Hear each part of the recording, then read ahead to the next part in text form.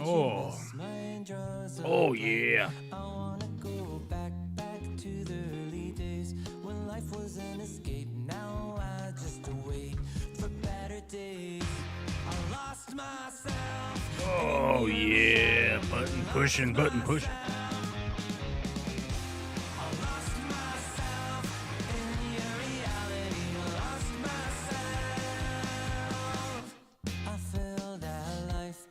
According to a friend, we're all shrink wrapped in families and making ends meet, stuck in jobs we'll never leave. I never wanna be like that, so I wanna go back to my All right. Sorry about that. What up, nerds? What's going on? It is Monday. Monday, July 29th. 2024. What's up, everybody? Thanks for coming out on a gloomy Monday. I don't know what to tell you. It's been sunny every day for weeks, and today the great deluge is falling from the sky. We're supposed to get over an inch of rain today. How many days is it till August? 1, 2, 3. Is it 3? Or is it 2 days to August? That's what I was wondering. The calendar's not helping me. I was wondering if it's like, do you think it's 2 days to August, or do you think it's 3 days to August? I don't know. It's hard to say. For me, it is Monday, and it is 2 p.m. Monday. Oh my God, Frank Dominguez has got a case of the Mondays. My man, I'm sorry. I wish I could come up in the attic and soothe your troubles away for it being Monday, but alas, I can't. It's not something I can do currently.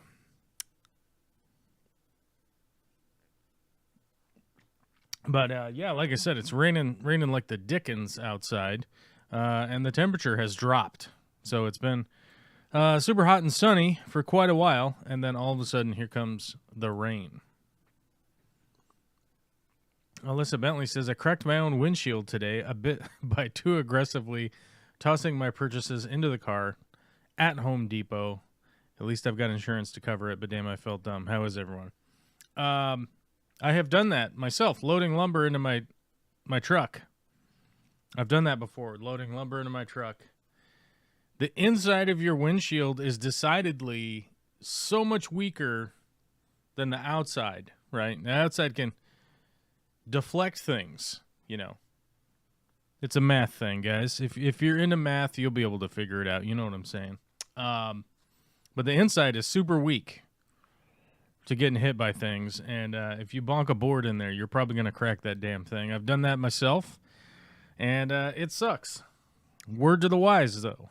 If you do break a window in your car, truck, van, bus,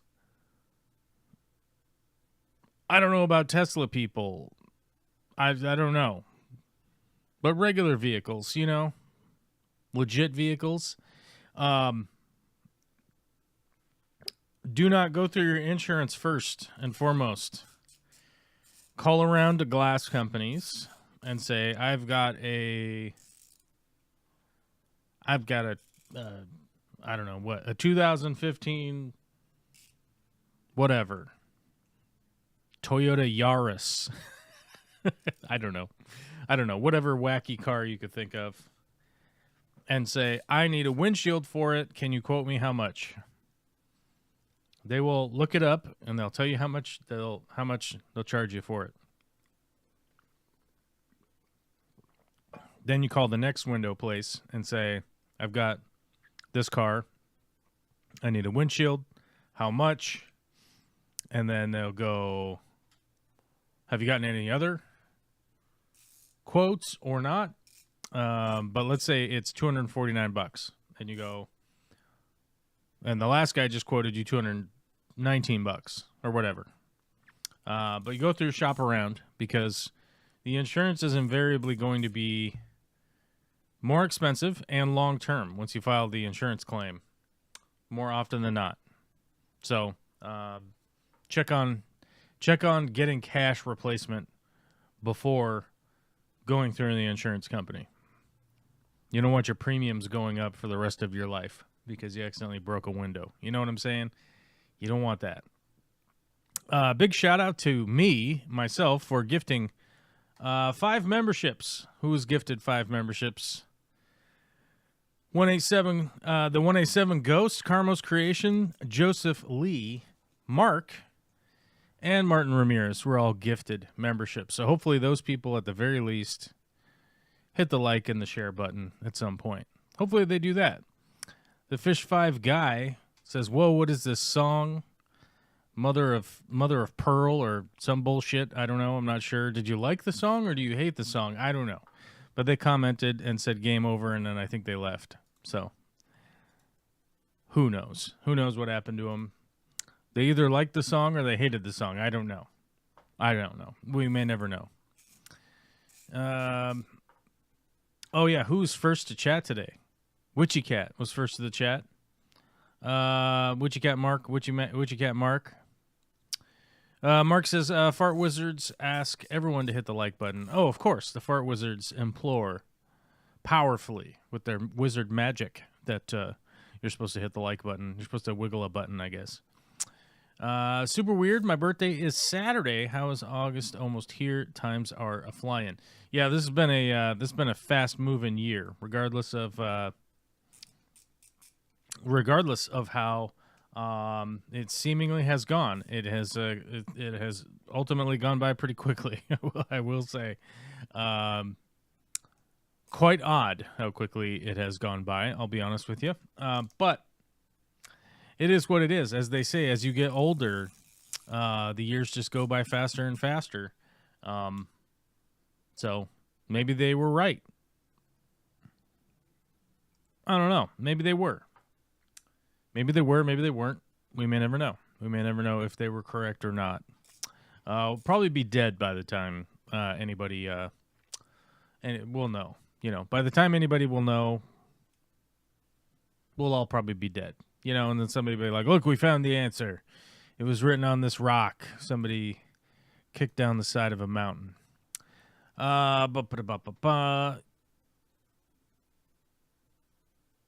Linda Worth said hi. Well, hi, Linda. Joel G says the YouTube app sucks these days. No autoplay, no notifications, even when on. Notifications for things I would never want. Yeah, it's very weird how every app is so algorithmically operated these days, and driven in a certain way that, like, even though you have like all notifications subscribed, all of that stuff, and then it's like, yeah, but you haven't watched one of those videos in like an hour, so obviously you looked up a video on like how to check your transmission fluid, so now you must only be interested in transmission videos now. That's it.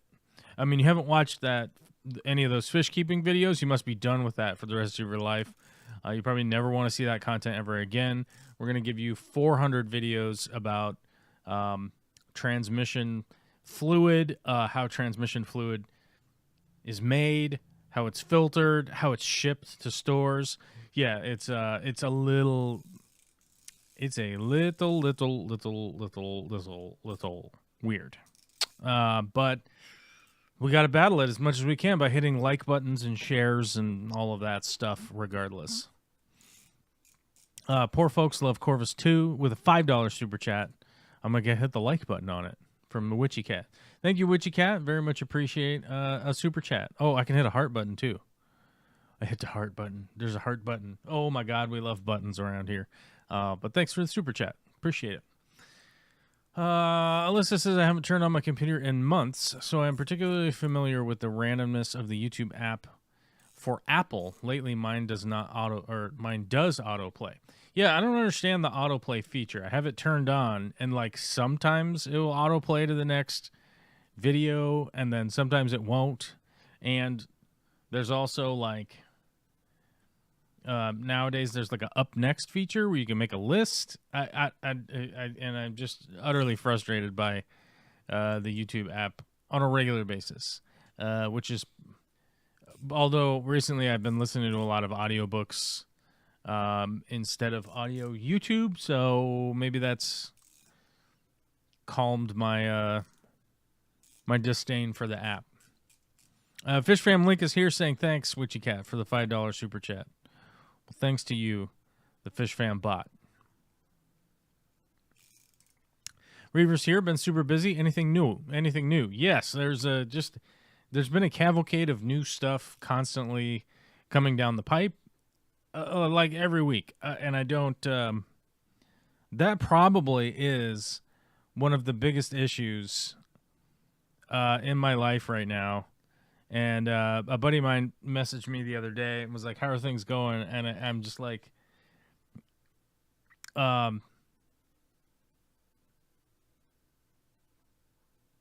interminably, is that right? Is that a word? I'm trying to think of what that word is. Interminably is not really a word, is it?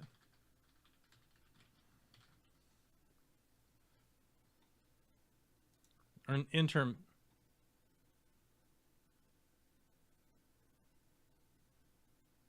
interminably. Yeah, sorry. Interminably. It has been it's something that lasts a very long time and is therefore boring or annoying.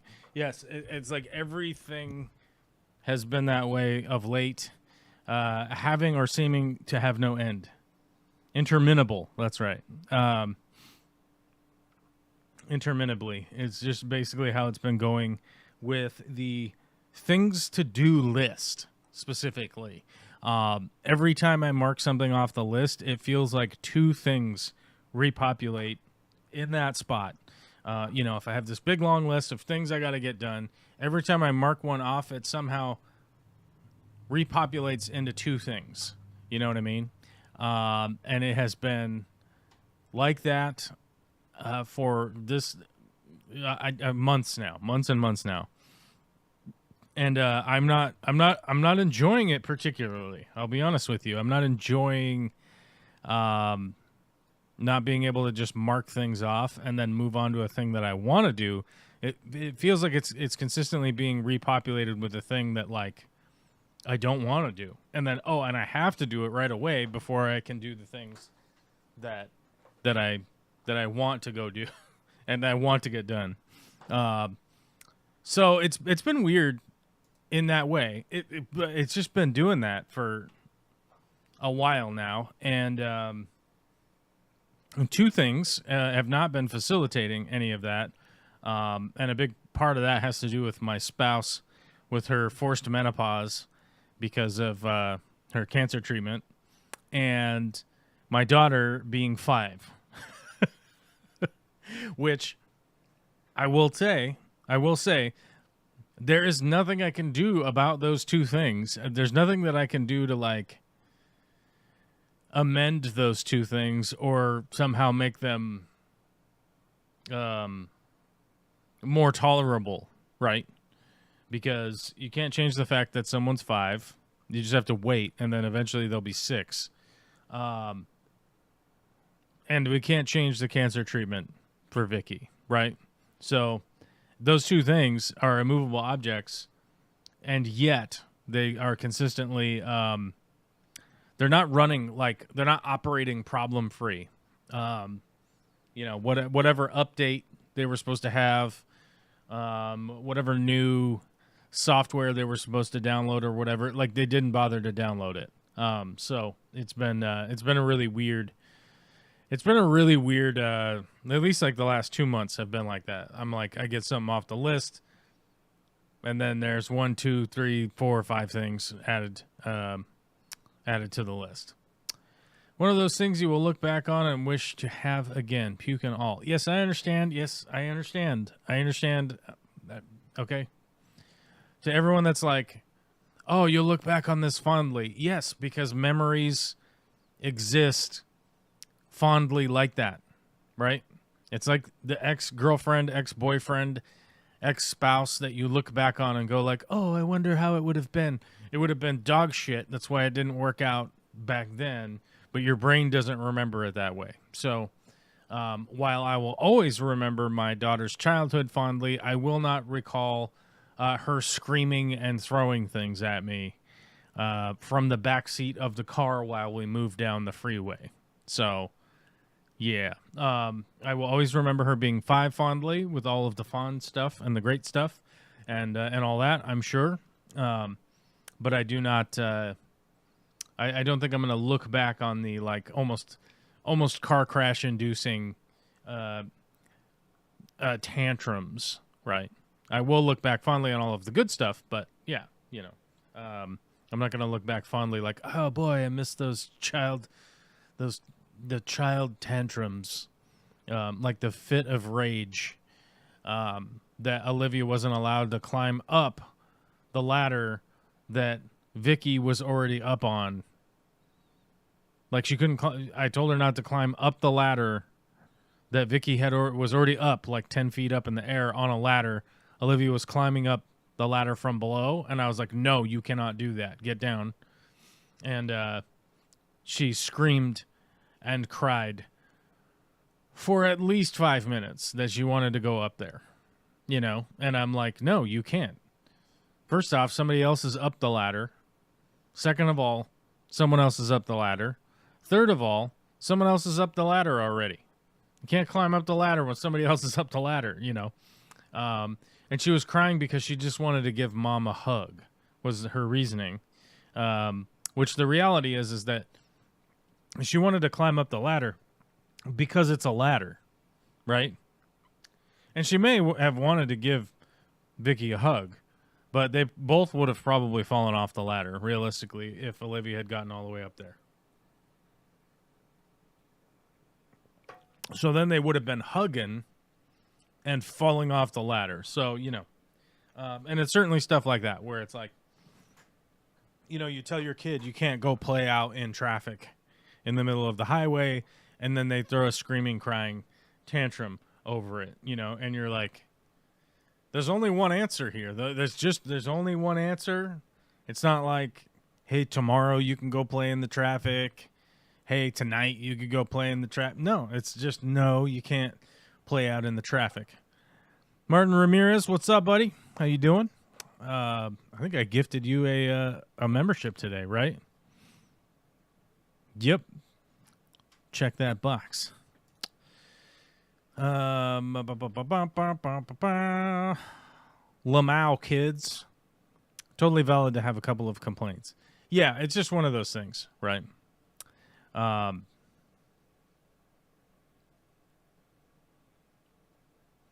that was the thing. Like, so I was telling you guys about the Olivia throwing up. It turns out she didn't even have any candy or whatever. It turns out she was just so excited running around and singing karaoke and stuff that I think she had like kind of heat related throwing up. She like threw up and then was totally fine.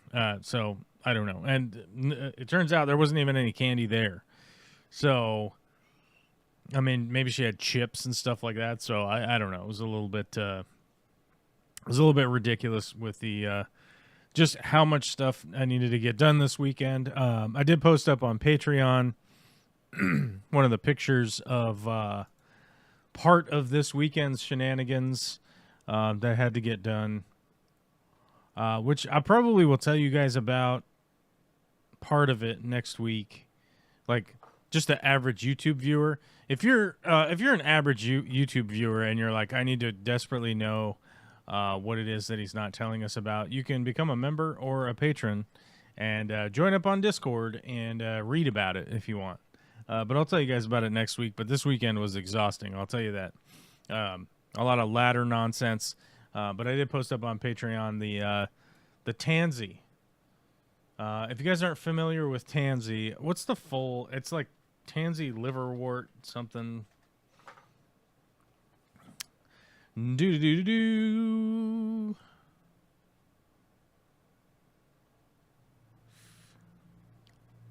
Tanacetum vulgare. Is that what it's called? It's a liverwort, right?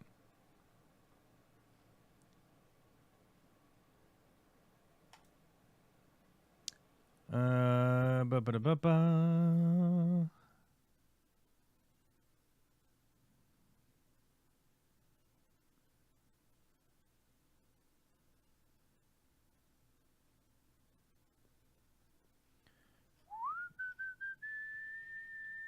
Okay, where is it?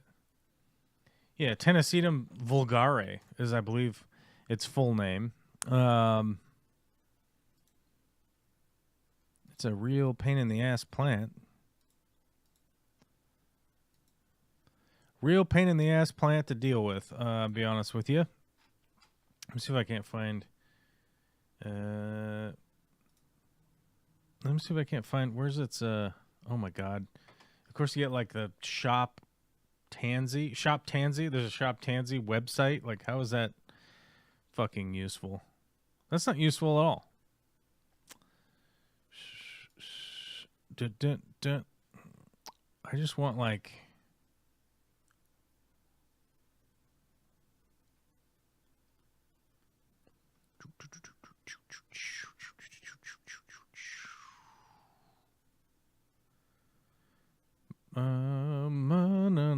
Where is it? Okay, I guess we'll just go here. Get out of here. Okay.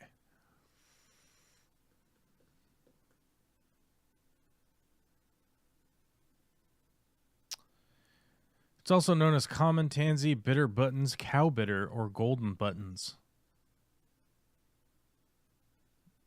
I thought it was one of the warts, isn't it?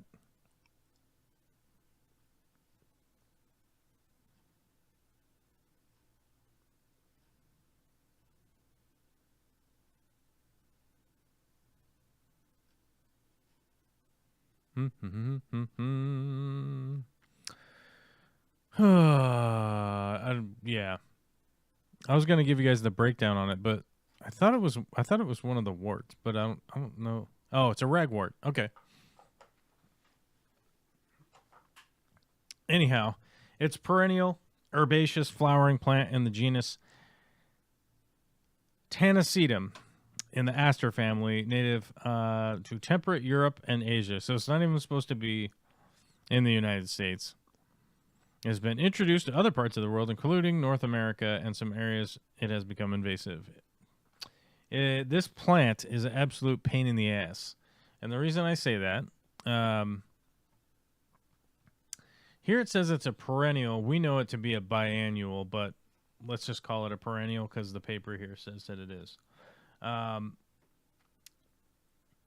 This plant is a huge pain in the ass because of... I thought it was biannual, but maybe it's not. Here's what it looks like once it opens up.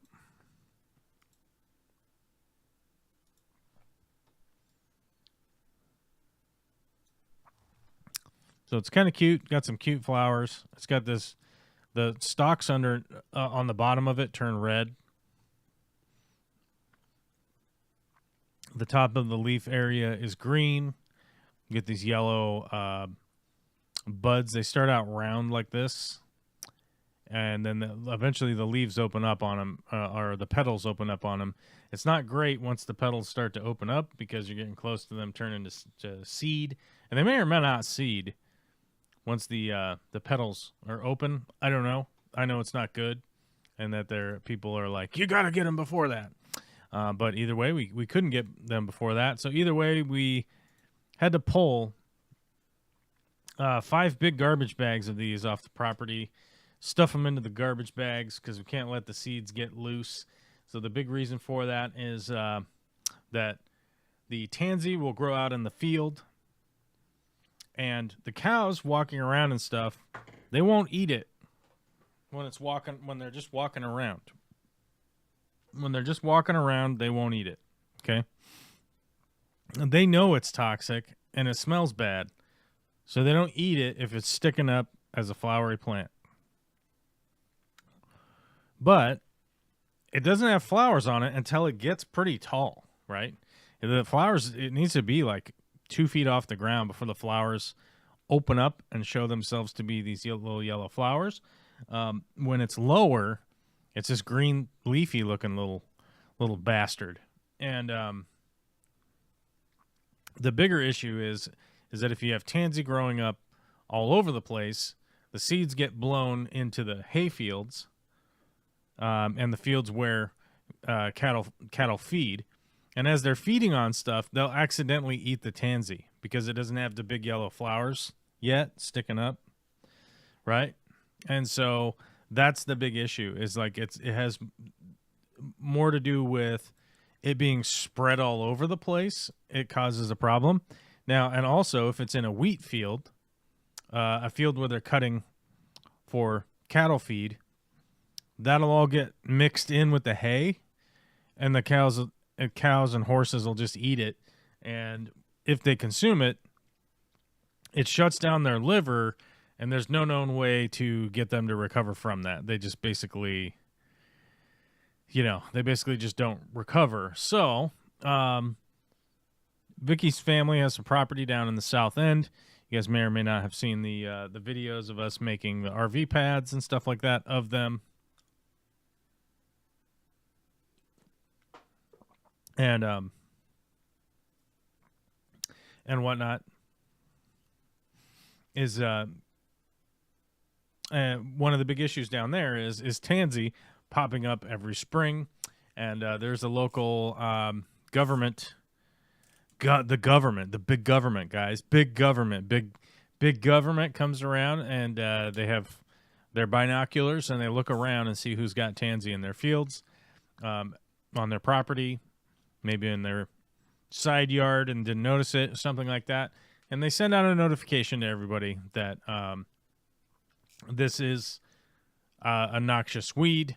We do need to eliminate it. Can you please pull that off of your property at the risk of getting another notice, which would then tell you that you'll get a fine if they have to send out another notice.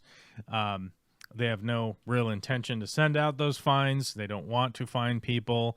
So the reality is they're sending out the notice as a service so that the independent cattle farmers can have less tansy showing up on their property and less mitigation for them on a plant that is invasive. It's not even supposed to be here. They're able to do that. But Big Brother, they threaten with a fine.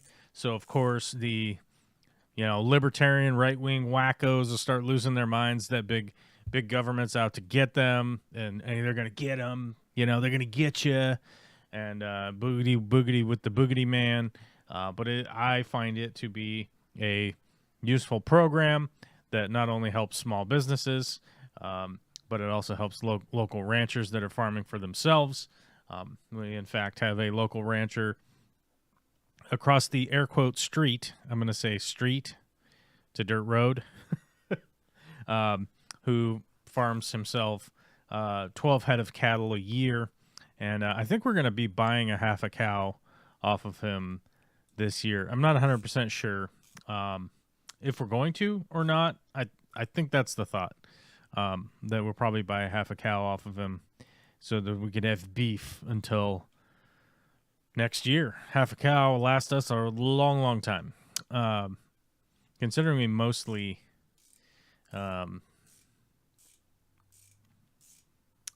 that's why we mostly eat chicken, so we don't eat beef that much, but it would be nice to have local beef as opposed to buying any other wacky beef.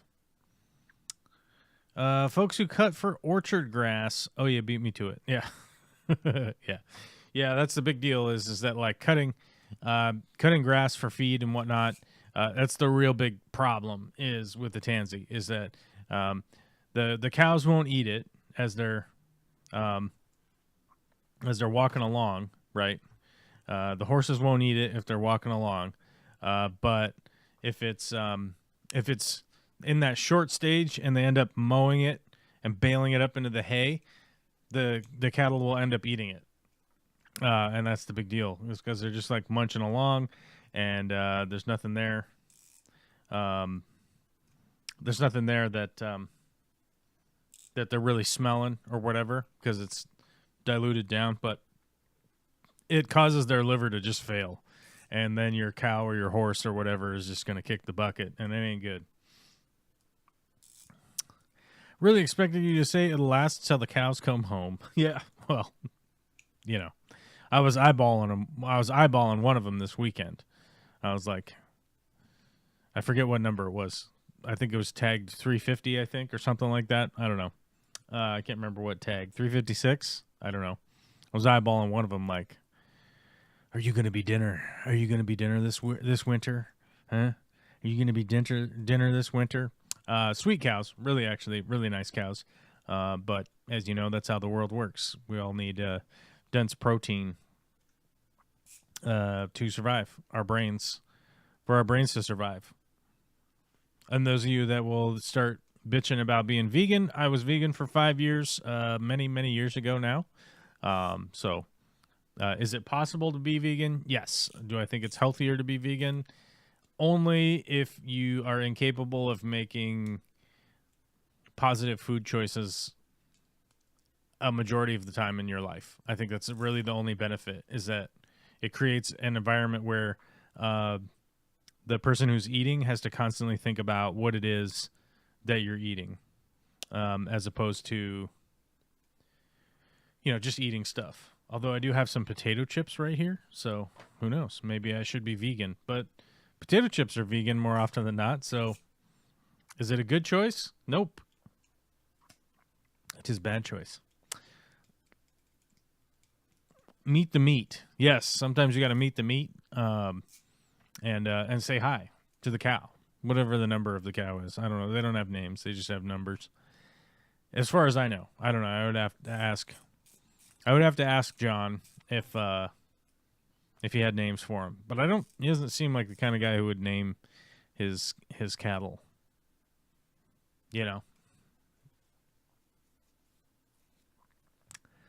Fish Fam Link says, don't forget to hit the like and subscribe buttons. Okay. Florida has free windshield replacements mandated by law. They recently updated the law and cracked down on fraudulent repairs while keeping needed replacement free. I don't understand a bit of that sentence. What in the hot hell, my guy? Florida has a free windshield.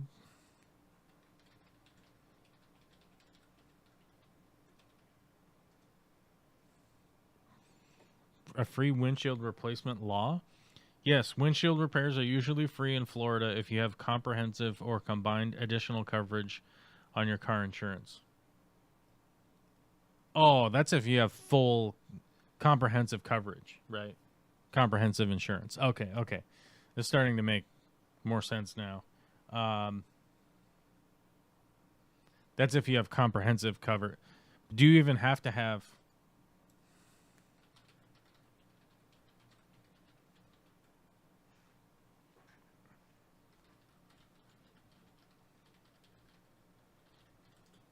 Let's see.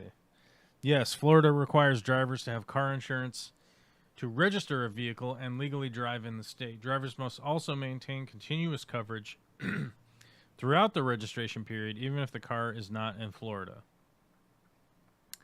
Florida is a no-fault state, so the type of insurance drivers need is influenced by this. The minimum coverage requirements are $10,000 to cover 80% reasonable medical expenses, $10,000 for a covered injury, regardless of who causes property damage. So you need personal injury, you need property damage liability, only to $10,000 though. So if one of you Floridians crash into my truck, you guys only got 10 grand in coverage. That's not good. My truck's worth more than 10 grand. So Florida drivers, stay away from me. Drivers must also purchase insurance from a licensed Florida provider and carry proof of current insurance with them whenever they drive.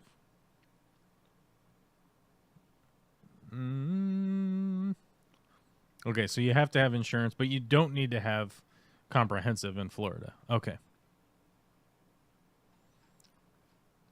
Then why does Florida Man exist? I mean, really?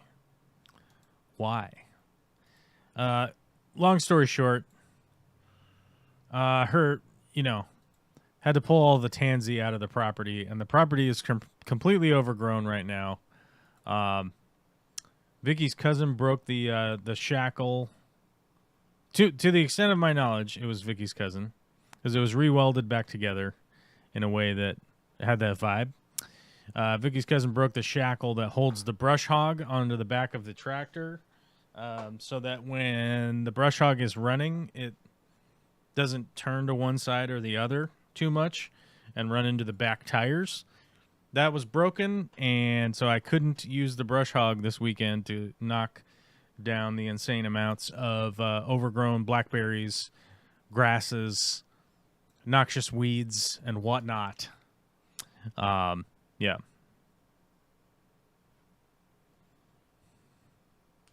So, I couldn't use the brush hog this weekend because the tractor was effed up.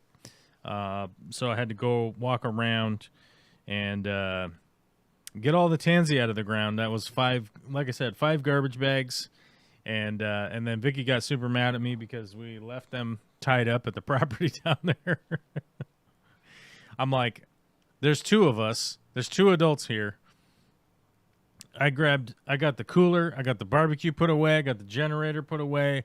I got all of the camp chairs. I got the fire. I got all that stuff. But I didn't grab the bags of noxious weeds and throw them into my truck. So, my bad. I guess it's my bad. I don't know, but either way, D-Rock is here. Almost missed the live. Got moved to a new park, and got up weed eating and listening to a BMX podcast. Ooh, I would listen to a BMX podcast. I didn't know that there was any BMX podcast, but it does make sense that there would be. I am considering refurbishing my BMX bike and going back to the track because I believe there is a BMX track near where I live now.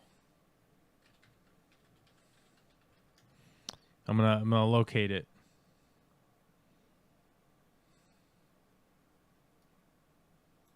Yeah, out in Monroe, Washington.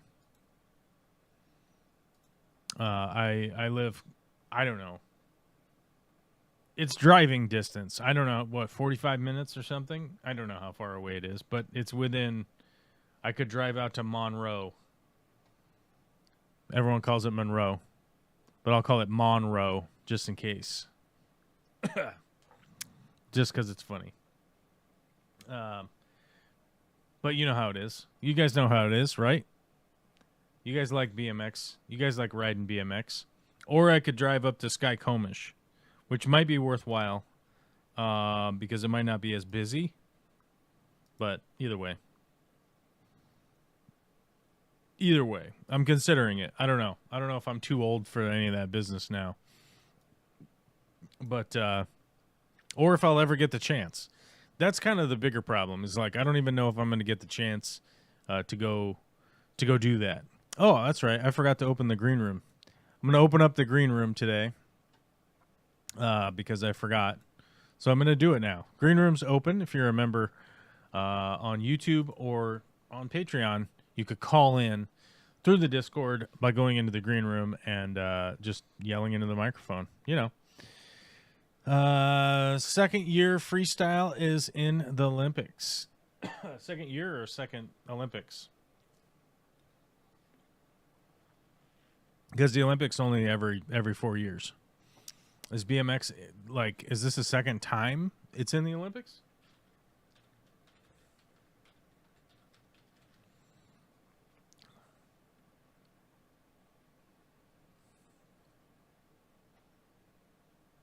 There were, oh, this might be interesting.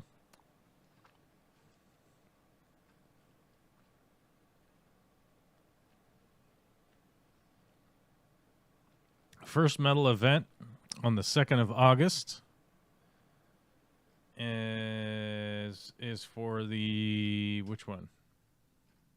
Cycling BMX racing.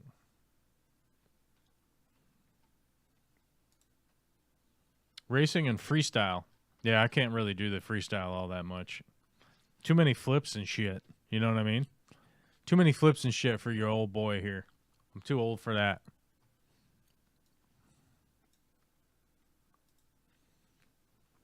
My old park was the one with the skate park. Got to look up Redlands, California skate park. I will.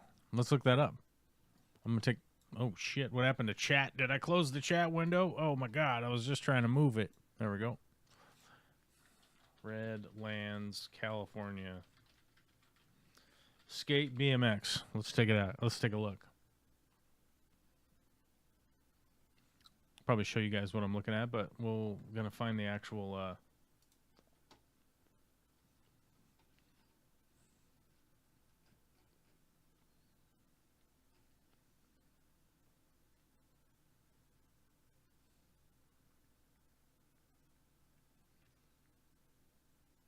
Oh, this is only like,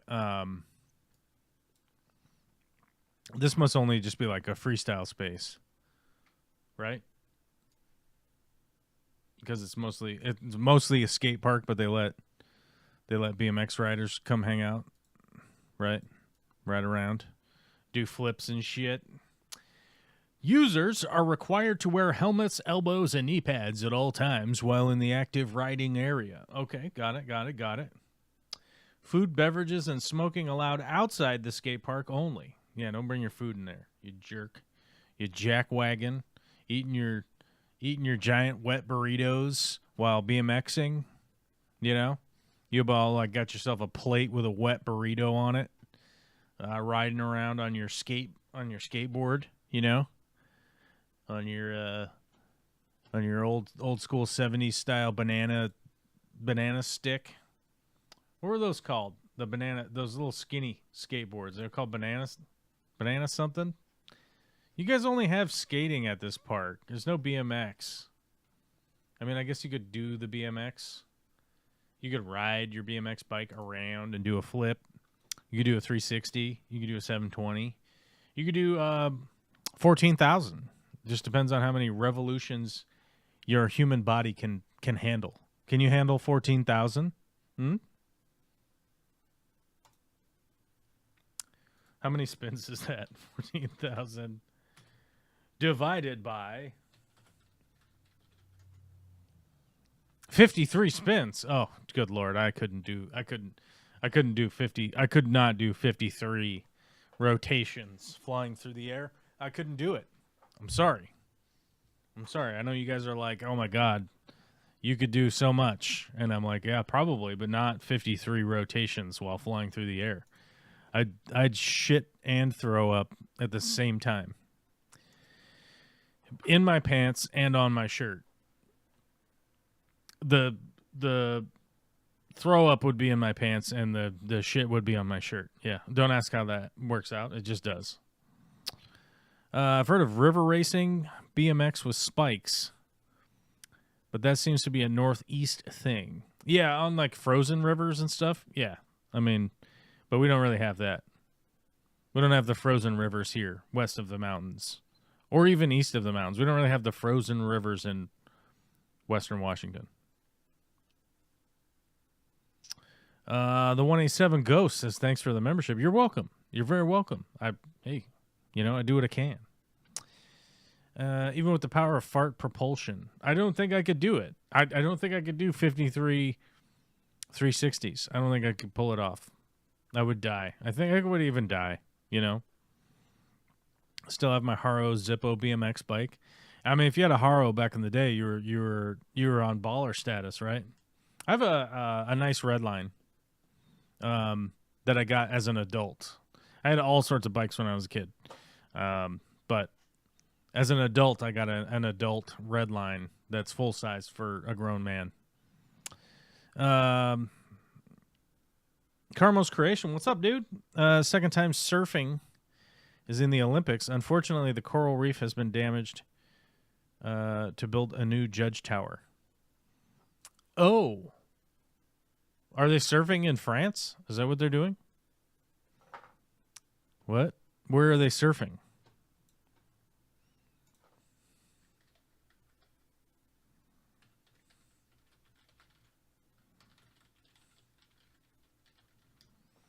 Where the hell are they surfing at? Well, let's see. Oh, they're in freaking Tahiti.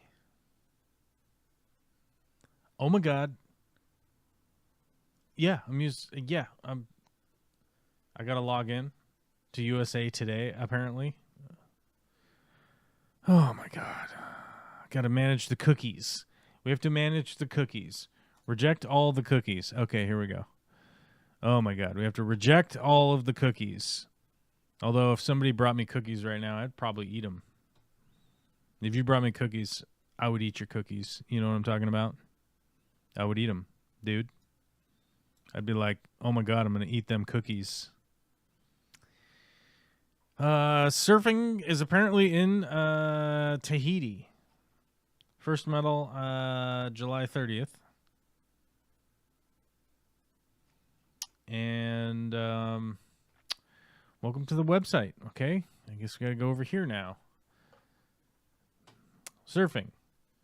Men's quarterfinals.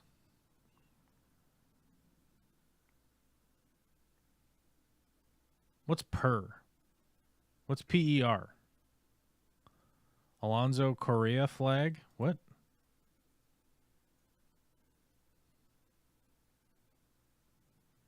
What country is this? PER? PER? Who knows what this is? What is this? Okay. I'll tell you what we're going to do. Peru. Oh my God, I've been to Peru. I should probably know that. I forgot that their flag is like, it's red, white, red. Is that Peru's flag? I don't know. I guess it is. I'm a fucking idiot. Goes to show you, I'm a dipshit. I've even been to that country. So, but it said it was in Tahiti, and it's not. I mean, it's not saying here. So I guess we have to go back to Google results. It's in Tahiti.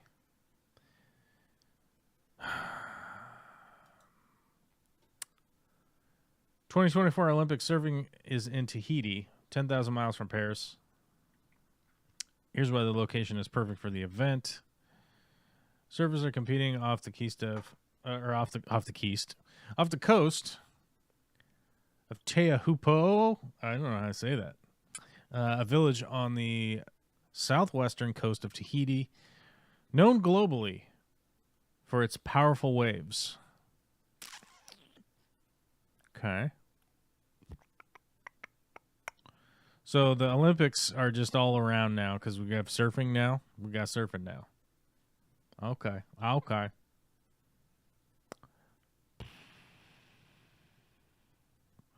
I don't know, man. I just don't know with it being such like a wacky event. I don't know. It's just weird. Like the Olympics thing is weird to me.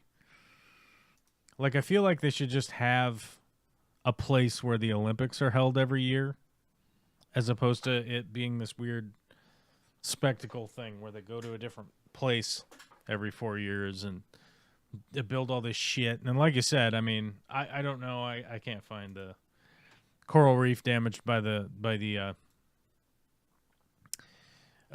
building of a new judge tower. I believe you.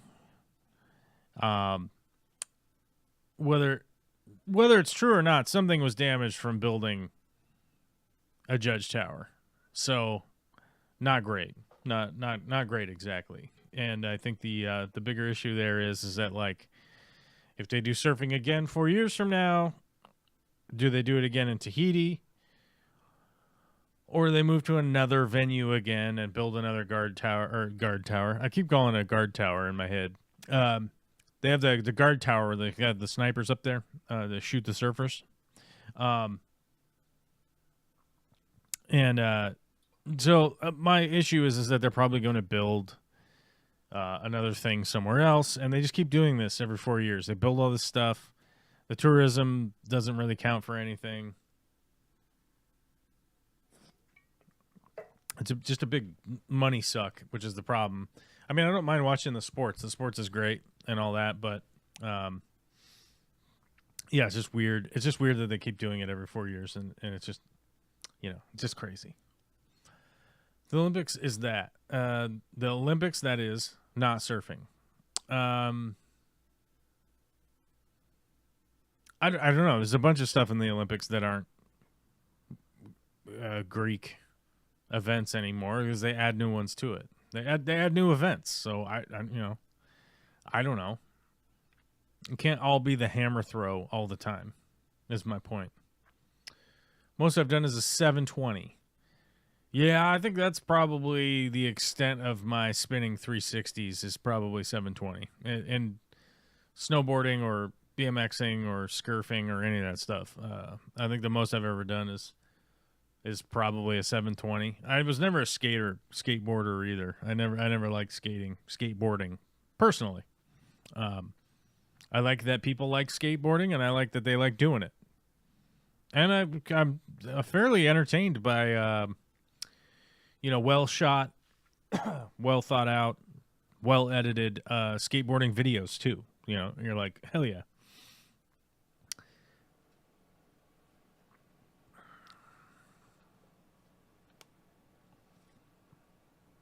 Did you see the USA sailing team get wrecked? As a matter of fact, I've seen lots of videos of the U.S. sailing team crashing into things because I watched one once. I watched a video once where the U.S. sailboat team was crashing into something, and then the algorithm was like, oh, you must love sailboat videos, sail competition videos now. So they kept popping up. I'm like, okay. I watched one where they crashed even.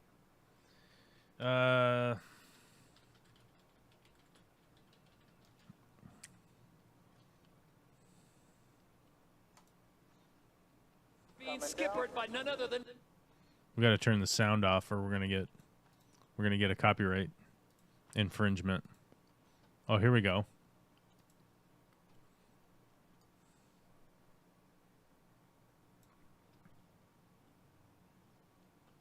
There's the U.S. boat in question, and it flipped on its side, and they all fell out except for that guy. That guy was wearing his seatbelt.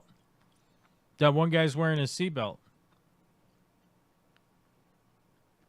And I think they jibbed. I think they jibbed when they should have done some other boat term. They should have jibbed when they should have jabbed or something. I don't know. I don't know what they did. They should have brought in the mainsails. They should have brought in the mainsails. They should have cranked the jib. I don't know. Should have waxed the boat. I don't know. I don't know what they should have done. They should have done something.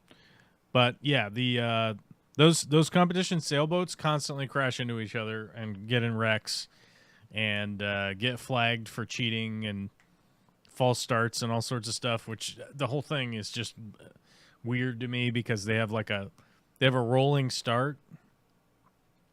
They have a rolling start that's like it's in the freaking ocean, dude. Like you can have a rolling start with like NASCAR or F1 or something because they're cars with the brake and they have a brake pedal and you're like, "Oh, I can pace that guy next to me, and then the guy's in the front, and then we all go, right?" But the sailboats always get penalized because they're like, they've crossed the starting line too early. And you're like, what a friggin' boat with sails on it in the ocean? What are you supposed to do? Like, slow down real quick?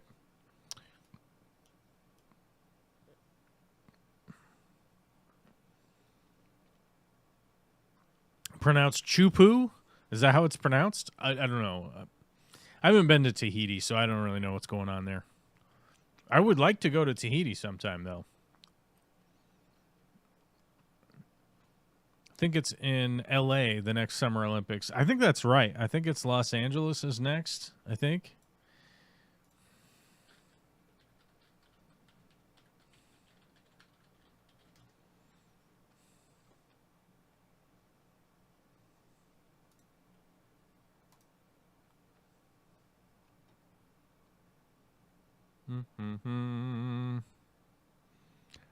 Yeah.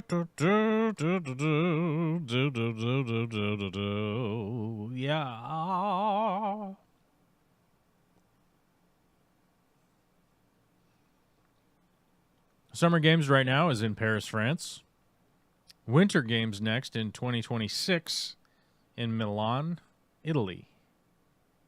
And Cortina d'Ampezzo? I don't know. Never said that before. Los Angeles Summer Games 2028. Brisbane, Australia in 2032 Summer Games. So they must not have the Winter Games scheduled in between for the year 2030. They don't have that scheduled yet for the Winter Games. So you guys imagine you could get right on that. You could get right up on that. Try and slide into that slot. Boom. Winter Games 2030.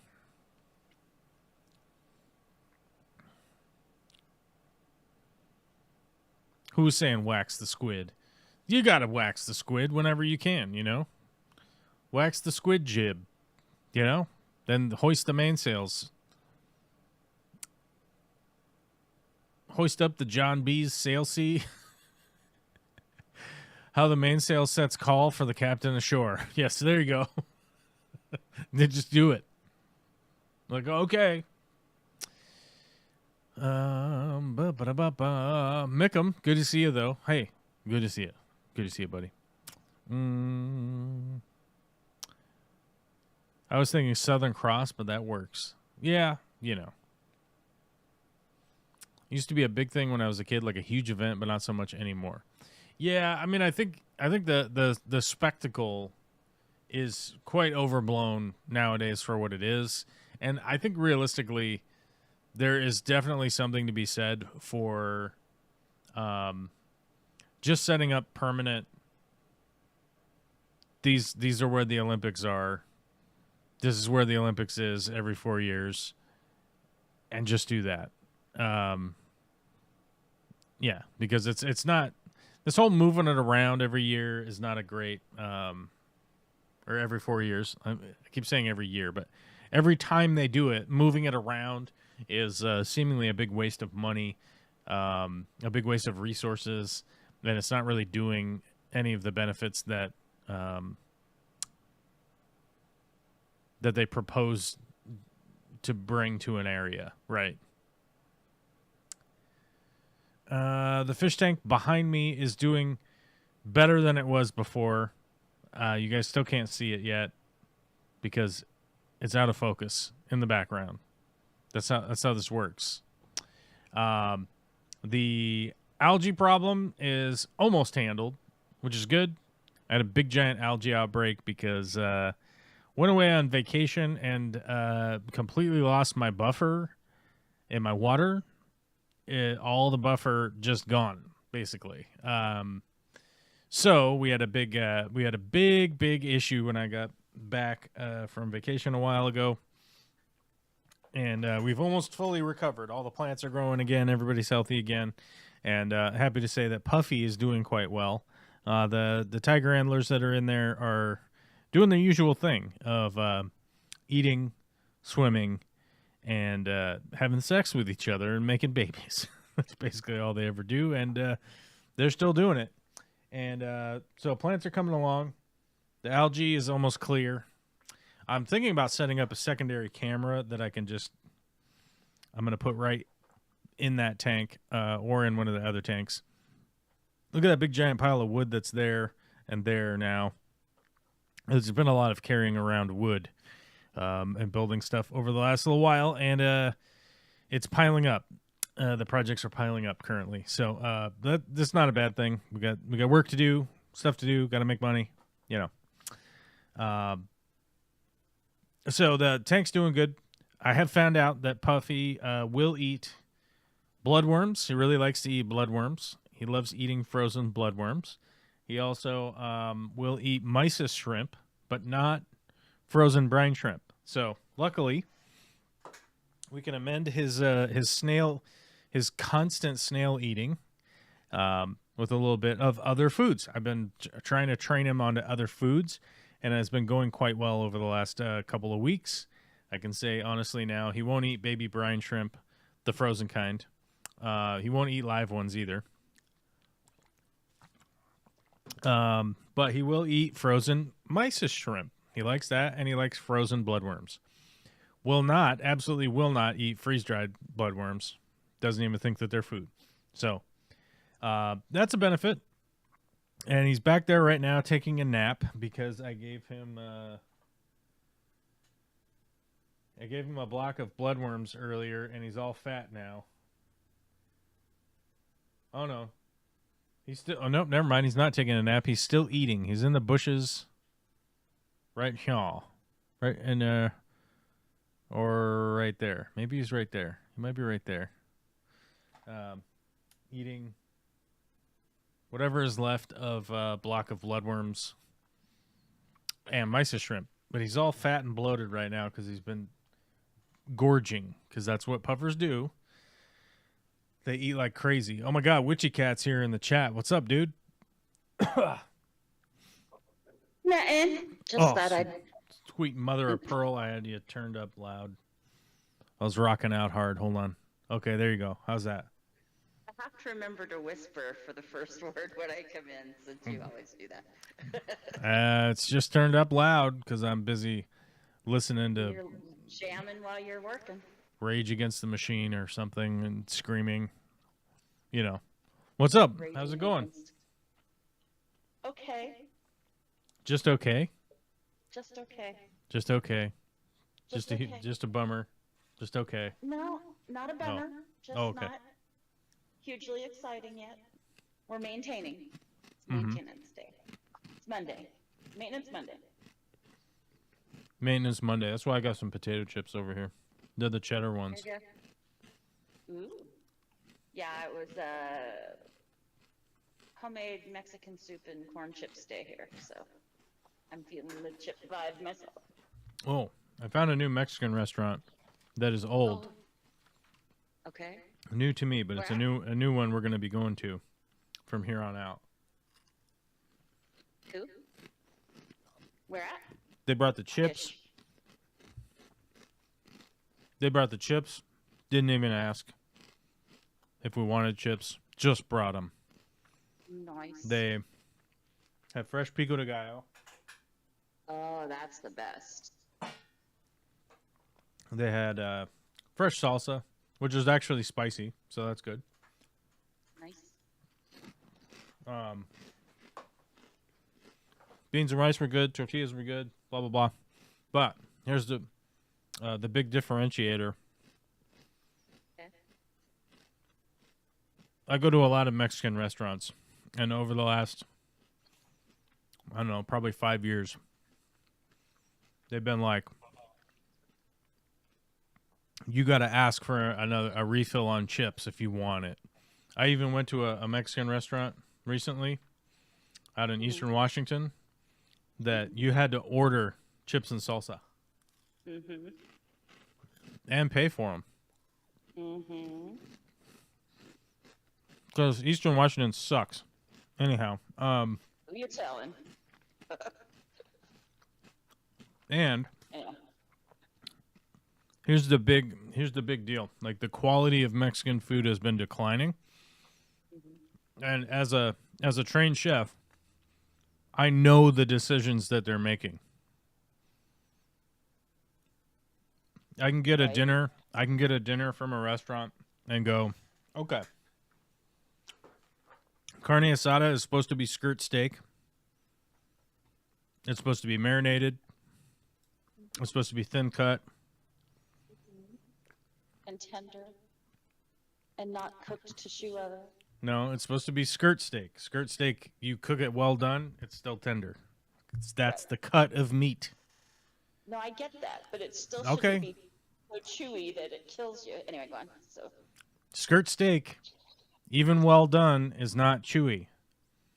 That's my point. My point is that skirt steak is more expensive than other cuts of meat. So what they're doing is they're substituting skirt for cheaper cuts of meat. And what they're doing is they're with utilizing those cheaper cuts, man. I mean, I went to a place that, hold on, I want to find out the exact name of this. Because I know the cut that they were making their skirt steak out of, or their carne asada out of. And I have to go to a website here to find product videos about us. Search Restaurant Depot. Restaurant Depot is where they had to be. Oh my God, you can't look at. You can't look up their products. You must be a member to see our product catalog. Yeah, probably. Oh, you can watch a bunch of product videos that they've made for YouTube. How crazy is that? I'm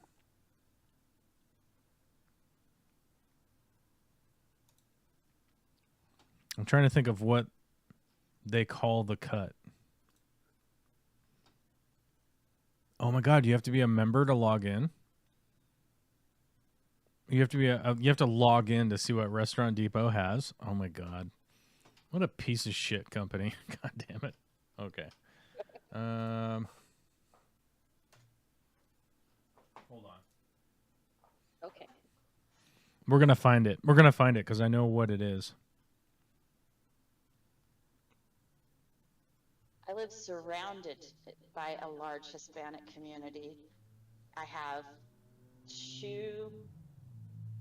three now brick and mortar Mexican restaurants in my 1,000 person town and 2 taco trucks. And when you order at any of the taco trucks carne asada, you get hamburger, which just baffles me. I am surrounded by cattle and a strong Hispanic community, and I can't get a fucking steak anything. Drives me insane. All right. Well, here's what I need. I think I need to do image search. I think that's what I need to do. Because I'm trying to remember the name of it.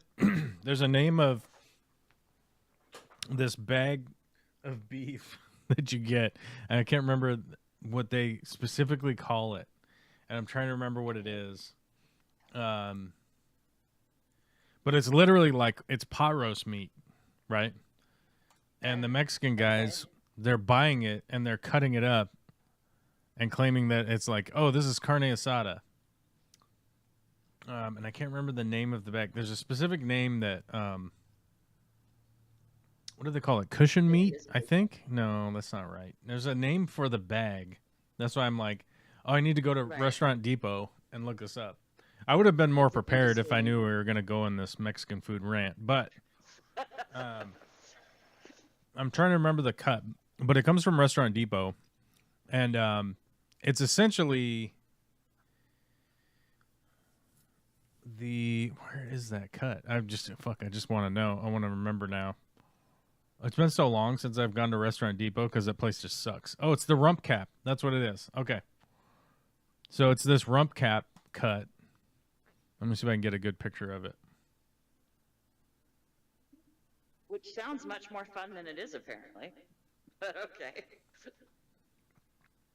Oh, here it is.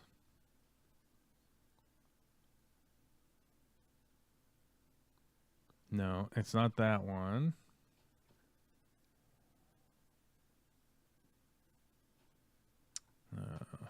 Hold on. Let me find it.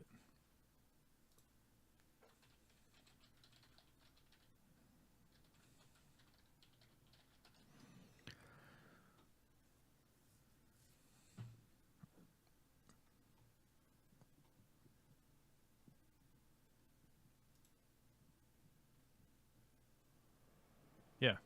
It's the round, right? So if you know what I'm talking about, the round is like the back leg of the cow. Mm-hmm. And I can't remember the name that Restaurant Depot uses. I think they call it a rump cap. I think that's what it is. I think this is the right thing. So random bag of meat. Yeah, I think this is, but I can't get the image to pop up because it redirects to another website, which is annoying.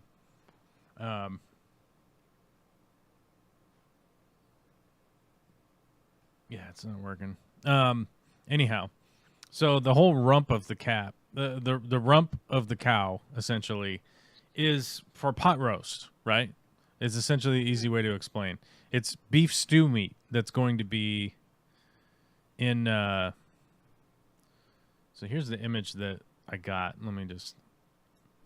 But it's like way out of focus and everything. It's like it's a terrible. But this is what essentially it is right here. Now it says here, this is the wrong image because it says it's $20.99 a kilogram. Obviously, this wasn't taken in the United States because it would be by the pound. But it's essentially that cut of meat that you. There's a few things that you can do with that. You can take it and you can put it in your smoker. You can smoke it. You can slow cook it for a shitload of time on some smoke. You could, well, it's 24 hours. I mean, that's how long it takes to smoke just about anything.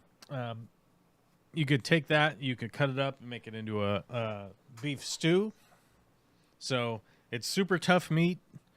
There's no fat in it. There's a ton of connective tissue.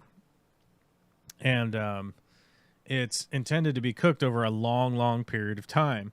Like a pot roast or like stew meat. Then you're going to put it in the pressure cooker. You're going to cut it up. You're going to have beef stew like 12 hours later, right?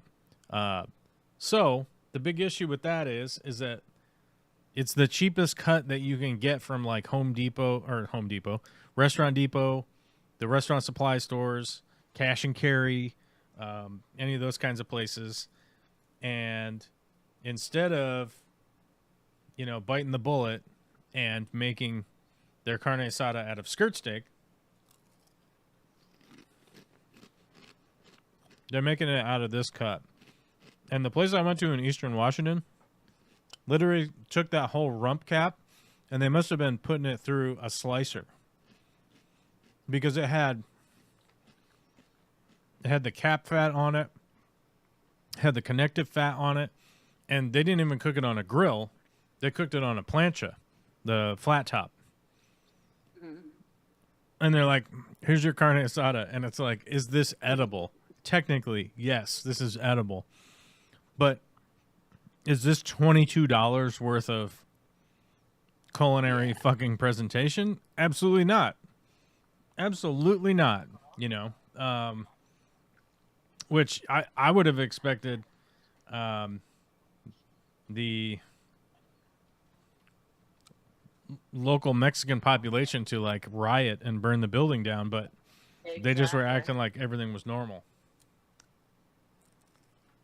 Yeah, that's what stymies me. I'm just like, I do not understand. No, it's because there's no other options, right? Because we were in, hold on, where were we?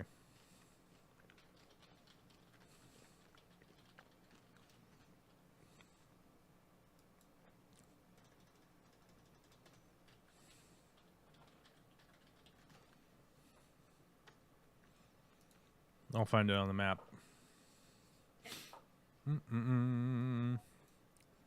Do do do do do do do.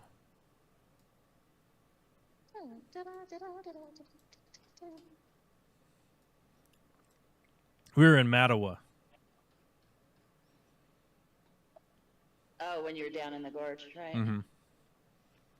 We were in Mattawa, and I wanted to go to Las Palomas, the sushi house, because apparently they have Mexican sushi there. And I really wanted to get it, but we were there on Monday, and they're not open on Monday. So because we were talking about it in the car, everybody was hungry, so we decided to go to...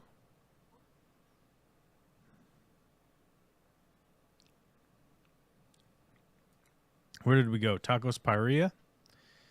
Tacos Parrilla! I think that's where we went instead of the popular Mexican restaurant. That's what it's called. The popular Mexican restaurant. There you We went to Tacos Parrilla and got that horrific carne asada. Yeah, and so, but the reason for it is that there's like 5 restaurants in town, and one of them is Subway. So Subway doesn't even count. But there's like 5 restaurants in town, and they're just existing because there's not enough restaurants to put them out of business. Yep. Yeah, it's. I tell people I live in a food desert, and they laugh at me, and I'm like, no, really. I've been up to your place. You kind of do. There are some options where you're at, but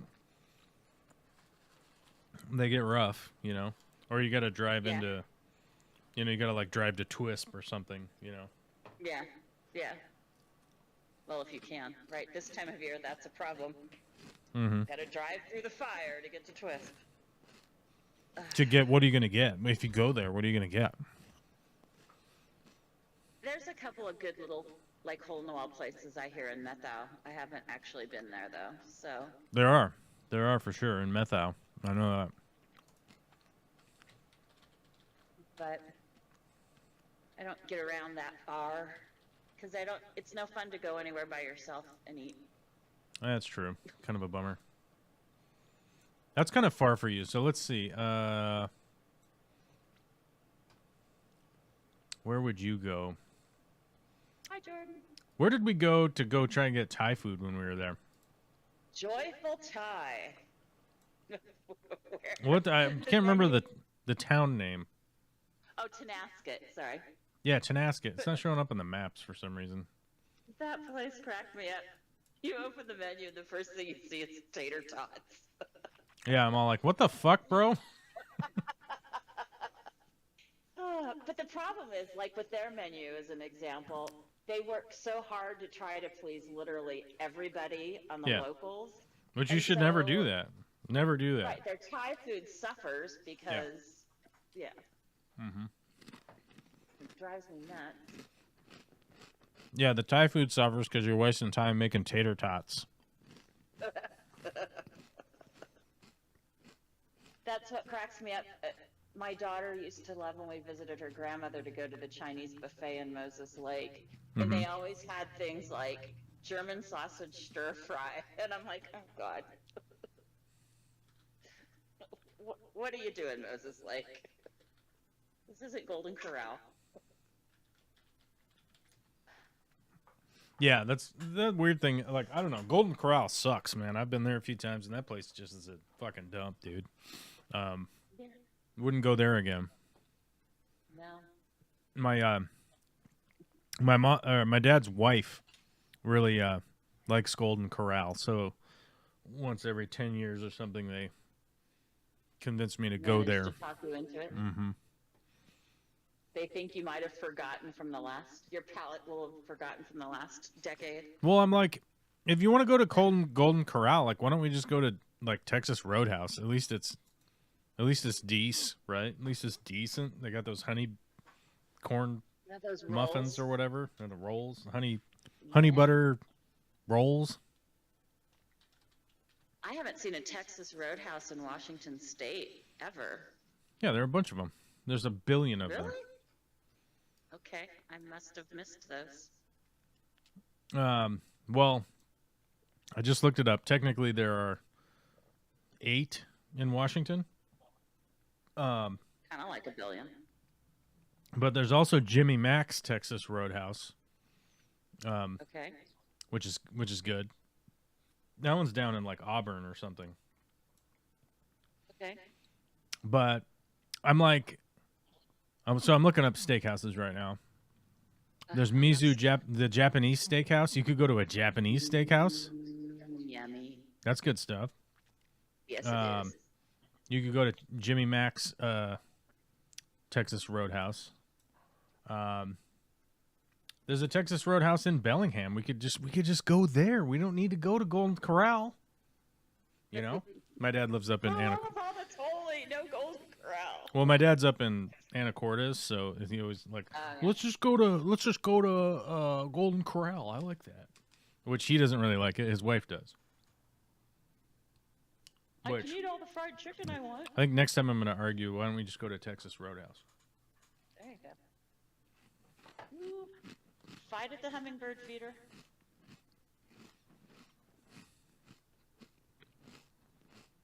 Ooh, they're having at it. Nothing more fun than watching a quarter ounce of bird fight another quarter ounce of bird. Hummingbirds fighting? Yes. Hell yeah. Dude, I love hummingbirds so much. I really do. They're so badass. I'm always excited whenever they show up to our feeders. I'm like, oh yeah. Is the rain? I've got it. Is the rain arrived up there yet? No, I wish. And of course, everybody's on high alert for lightning. Last week, in 5 hours, we got something like 6 small fires from the lightning. And then, so they're worried about that happening again today. And it looks like we're just going to get a dry run of it, not any rain. I've been hand watering my fruit trees. Mm-hmm. 5 gallons a couple of times a week. So, which has been a pain, but that's okay. I Oh, checked yeah, my yeah. neighbor yesterday. Yeah, you're not going to get any rain. No, not even a little. And Saturday, it's supposed to be 100 up here. So I am glad that I don't live in the valley because it's going to be like 110 down there. So That's what it's saying. that is what it's saying. It'll still get that up here. Yeah, you have a significant stretch of 105-degree weather forecast. Yay. Keep finding things to do over there. Yeah, no shit. There is a point where it's just like, that's just too hot, man. I don't know. Like, fuck. Yeah, I know. Like, it's too hot to hang out, let alone, Uh-huh, like, go crazy out in the sun building shit. uh-huh. I know. I have an air conditioner and a fan in 250 square feet, and if I could figure out a way to get a third air conditioner in here, I would. I don't doubt it. I don't doubt it. Mickham says, how many people live in your area? Got to be some restaurants to choose from if living in a large town. But I know you've said that ain't the case. So, Witchy Cat lives near like 20 people. 1,000, actually, but okay, 20's close. Witchy Cat lives near like 10 people or whatever. I, on the other hand, I live near lots of people. I don't live in Tacoma anymore. Tacoma has like 1 million people in the surrounding area. I think the city proper is... Oh, I wonder what the city... He has escaped the aroma of Tacoma. So Tacoma is... Like, the proper city part is 220,000, but the surrounding area of Tacoma is really close to 1 million people. Yeah, that metro area is huge. So, yeah, Tacoma has everything. Where I live here now,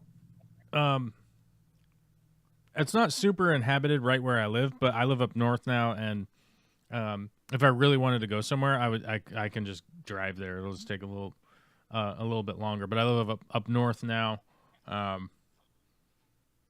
just north of Snohomish County, which we found out that or I'm at the very most northern point of Snohomish County, essentially, in between Snohomish and I'm having a brain fart. Okay.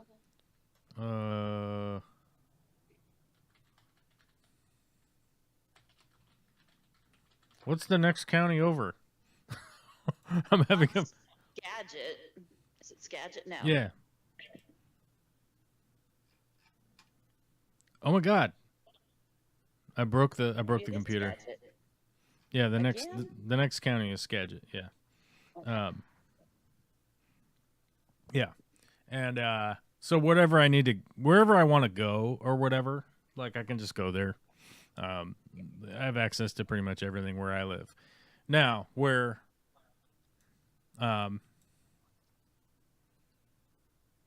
so like the small city that I live in now has more people in it than the whole entire like 500 square mile area that the Witchy Cat lives in.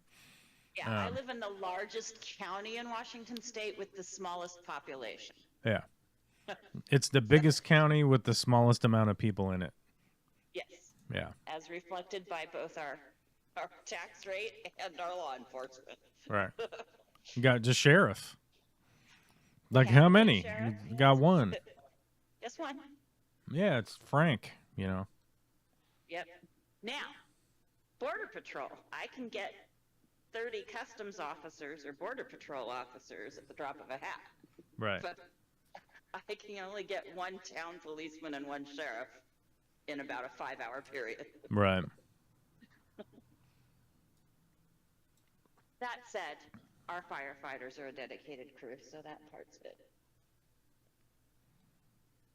Yeah, it's on fire where she lives. It's hot and it's literally on fire. Actually, it's on fire in parts of where you live, or at least in Skagit. They finally did open 20, but Temporarily. burnt for a good long while. But yeah, I have a fire by me that they don't expect to be out until October. That's the Right. Pioneer Fire. Mm-hmm. So, Yeah, they're just waiting on the snow to put it out. yeah, basically. Yeah.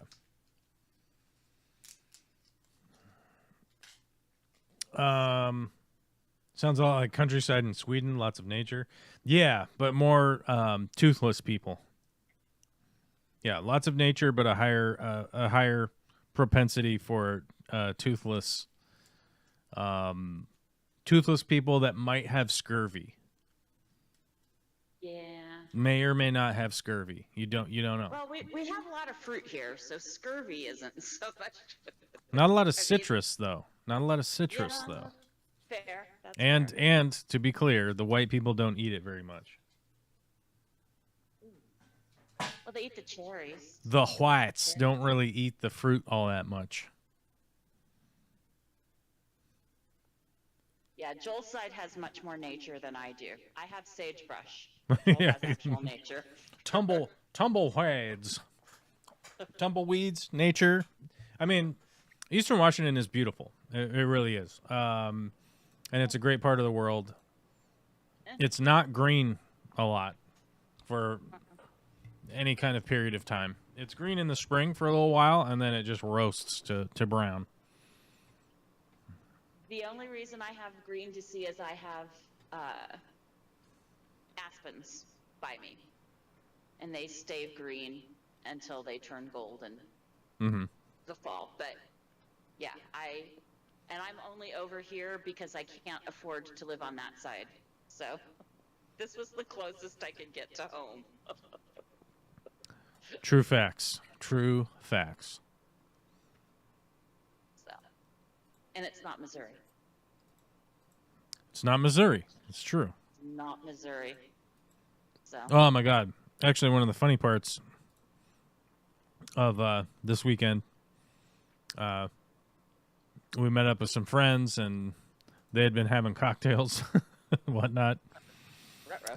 and some of the people there had lived in Missouri at one point, and there was the agreed exclamations of, "Yeah, Missouri is a piece of shit place, and I'd never go back there." Like, Missouri sucks so bad, you know. I'm like, oh yeah, it's true. True facts. So true.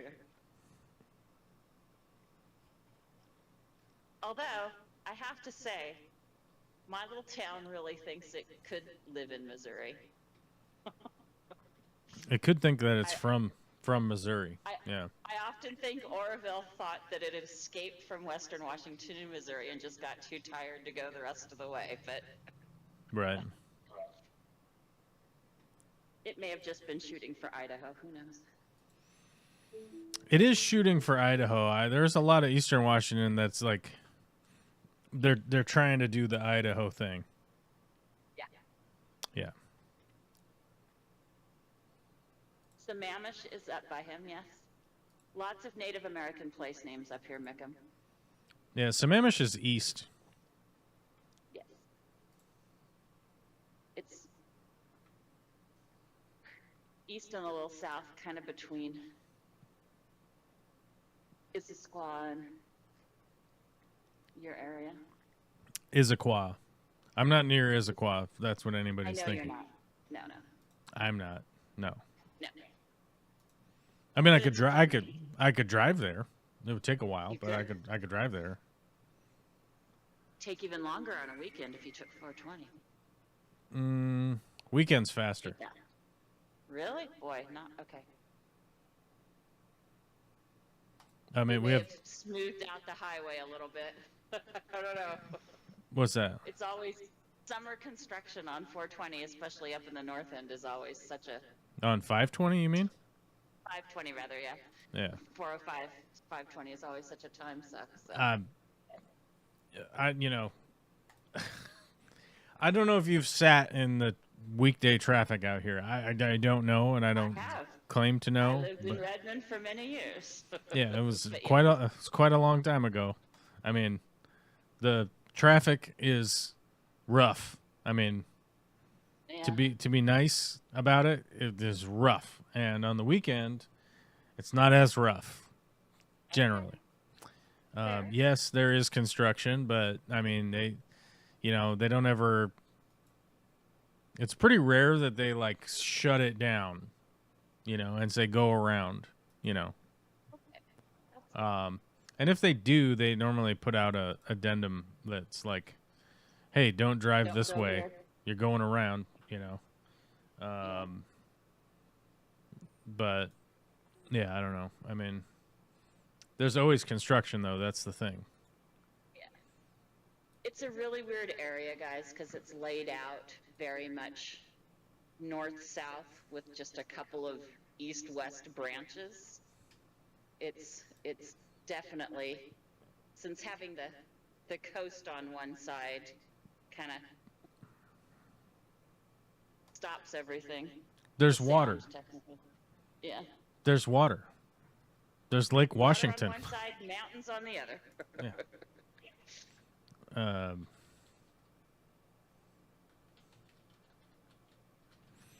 So It's a weird little created valley that they sort of funnel you through.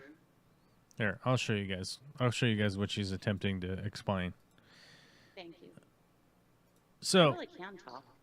on the map here, Western Washington main area looks like this.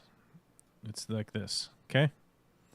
And running through the middle of it is called I-5. That's this road right here that goes through here. This is the road that has, 4 to 5 lanes on either side. It's the big interstate that goes in here. It goes all the way down to California. It goes up to Canada. It goes right through here. Well, if you look at where Seattle is, it's right here. This is the ocean over here on the left. This is a giant body of water right here, like Washington, where you need bridges to go across it. 520 right here is the longest floating bridge in the world. And I-90 is a very long bridge also. They have to go across this big-ass lake right here. And then there's another bridge down here. Now, once you're past... and then there's also Lake Union that's right here. And in order to get from the ocean, you have to come up through the locks right here, up to Lake Union. Then you go through here, through the cut, and then you can go up into Lake Washington with your boat. You can even take a ship up there if you can fit it through this. It can go up in here and do whatever you want. the reason that traffic sucks is that you have two roads. You have 405 that goes north and south, and you have I-5 that goes north and south. And then these two roads go across this water, and then over here, you can't really go across this water unless you have a boat, which is all these little lines right here. These are all these ferry boats that go from this part down in Seattle, right here. They only leave from right here. There's one other goofy ferry boat that leaves from Belltown, but don't worry about that. They all leave from right here, and they all go out to all this shit out here. Anyhow, the reason that this is so difficult is that I-5, this big one here, is operated by the United States federal government. When they put this road in was during World War II. There was a need to move troops around the country at freeway speeds. So, in order to move troops around the country, they built Interstate 5 that goes all the way down, like I said, goes all the way down to Mexico. Goes down to Tijuana. You can get on that road and you can drive all the way down to Tijuana if you want. When they built all of these roads that go all around the United States, they built all these roads up after World War II, during World War II, after World War II, so that they could move troops around rapidly if we were ever to be invaded. Well, there's one thing I can tell you is that if you have a project, a giant project like this, that doesn't have a ton of input from the existing population, that is sound of mind. That's the Space Needle right there. That wasn't sound of mind. They would have said, don't make this road go through here. Don't make it go through the city. Don't make it go through Seattle, and also don't make it go through Tacoma. This is downtown Tacoma right here. It basically goes through through Tacoma, cuts through Tacoma, and fucks Tacoma up. When they could have made it just go straight down like this and just go around the city. They could have done that. But because they were doing this around the whole country, they basically said, here's the plan. This is what we're doing. There's no review. This is just what we're doing, and it's happening. So fucking deal with it. We want it to touch the ports. So there are tons of cities throughout the United States that have a dipshit giant road that run right through the middle of them. Interstate 5 is one of those. Now, other cities have been able to deal with this problem because they have been able to add lanes to that road. Now, if you guys can see, there's a big ass blob right over the road right here that is white. This big ass blob right here is the Seattle Convention Center. This Seattle Convention Center is a big giant, it's a huge, gigantic concrete structure, right? You can have 50,000 people at this center right here and it not be at capacity. You could still have more tickets available. The Seattle, the Emerald City Comic-Con, the comic convention, is held here, and they still have extra tickets left over, even though it's just jam-packed with people. That's how big this thing is. If you'll notice, Interstate 5 runs right underneath it and continues on going that way and this way. So the big problem with Interstate 5 is they have never been able to add lanes to this road. Up until about 3 or 4 years ago, they added this Seneca Spring exit right here that is actually a pass-through exit and entrance. So they were actually able to widen this from the original 3 lanes. It now has 4 lanes, which one of the lanes used to be the exit. They added this exit right here, and then they squished these lanes down so that they're skinnier than they used to be, so they were able to fit 4 lanes now that go through here. And people crash all the time because the lanes get all squished up, and they get all freaked out, and people get all freaked out. But they've added to this Other cities didn't have this big giant brick of concrete right here that's an immovable object. The Seattle Convention Center is essentially an immovable object that is over the freeway, so you can't expand the freeway.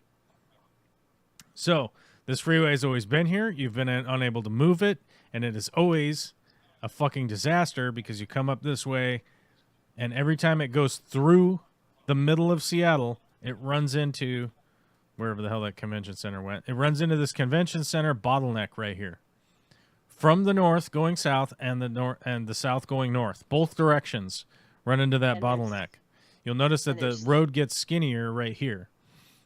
3 exits that come off right underneath that convention center.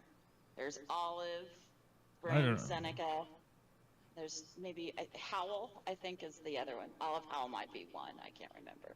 I don't know. There's exits all through here. It's the city. There's exits all over the place. I'm just talking specifically to right under that one spot as well. That everybody gets confused It doesn't have. I mean, exits are a problem, sure, but that's not the problem. The problem is they've never been able to expand the road right here. You cannot physically make it wider. This road runs against bedrock. Right. The convention center is attached to the bedrock. They can't make I-5 bigger. They can't make Interstate 5 wider here.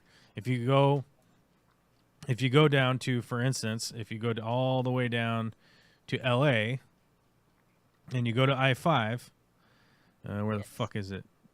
5 or 6 lanes. I think, where here is it? Right here? Yeah.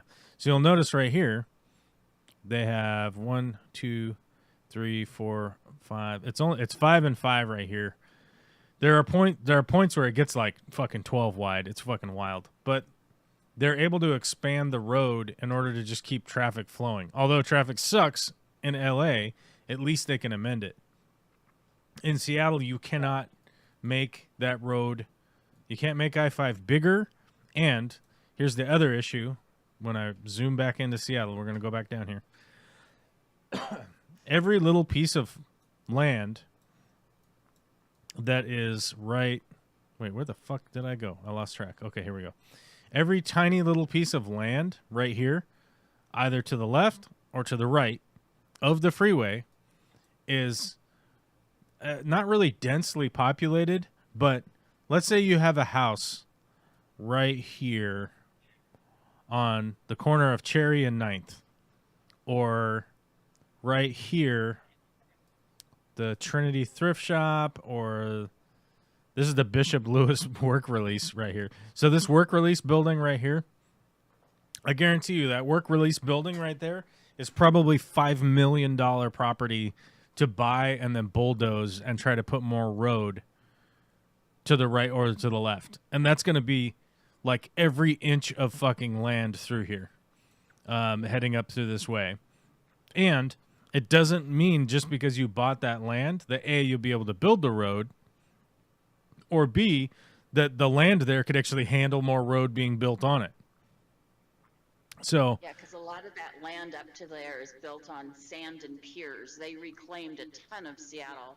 No, that's all south. That's all south. Yeah. All of that is south. So if you look at the Seattle skyline, if you look at the, let's see, Seattle, let's do a Seattle skyline. Skyline. Yeah. So if you look at the, let's go right. Here we go. So the Seattle skyline. So if you look at this picture right here, anywhere where there's a building that is, gift card. Okay. Anywhere where there's a building that is over, 10, 11, 12 stories, that's because there's bedrock there. So, man, I need a better picture. This isn't really illustrating what I'm talking about. Here we go. Shot from There's one Queen here. And You loading. need the ferry side. Oh my God, can we just get an image and not have to go to a fucking website with this bullshit? Jesus Christ. Images. Here. All right, we're going to look at this. We're going to look at this Oh my god, it took us to Amazon. Guys, buy Amazon through the links. No, I'm just kidding. Jesus Christ. I have a fucking picture. Here we go. Here's a picture that actually... It's not even a picture. Fuck. Jesus Christ. I gotta zoom in on an article picture. Okay, here we go. So, in this picture right here, you can see where all of these buildings are going. They're being built. They're being added. And where all these existing buildings already are. Fucking pop-up bullshit. God damn it. Anyhow. Wherever you can build a skyscraper, okay? Let me just break this down. Anywhere you can build a skyscraper, there's access to bedrock. And, oh my God, I need like an aerial view of Seattle. Oh, this might do it. Oh my God. Why can't I just look at the fucking image?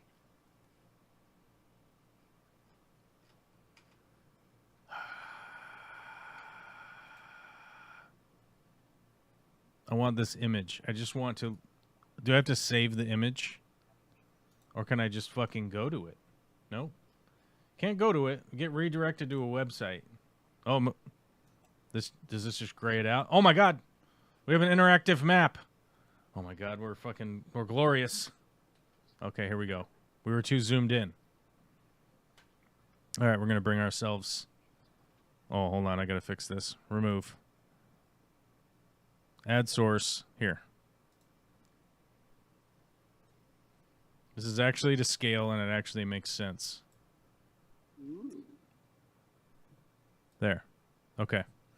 So I'm just gonna go fucking full screen on this bitch, so you guys can see what the fuck I'm talking about. Okay.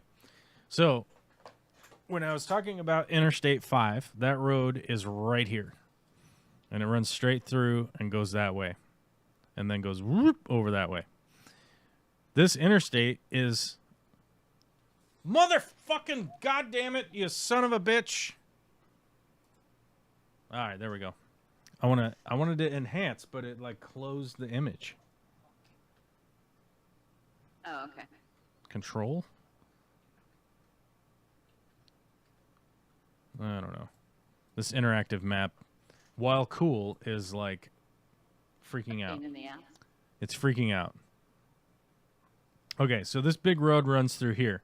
Where all of these highlighted buildings are, where they're building and everything, none of this is reclaimed land because this all has access to bedrock.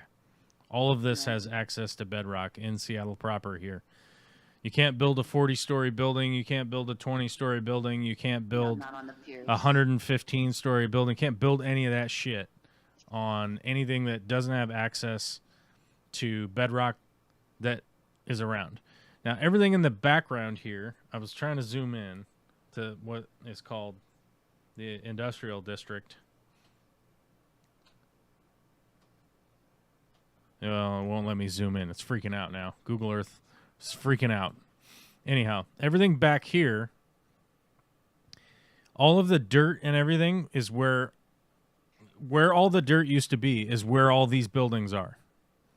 What they did is they took water monitors, which are big giant water cannons, and eventually lowered the height of the ground where all these big buildings are by about 60 to 80 feet, depending on where you're at.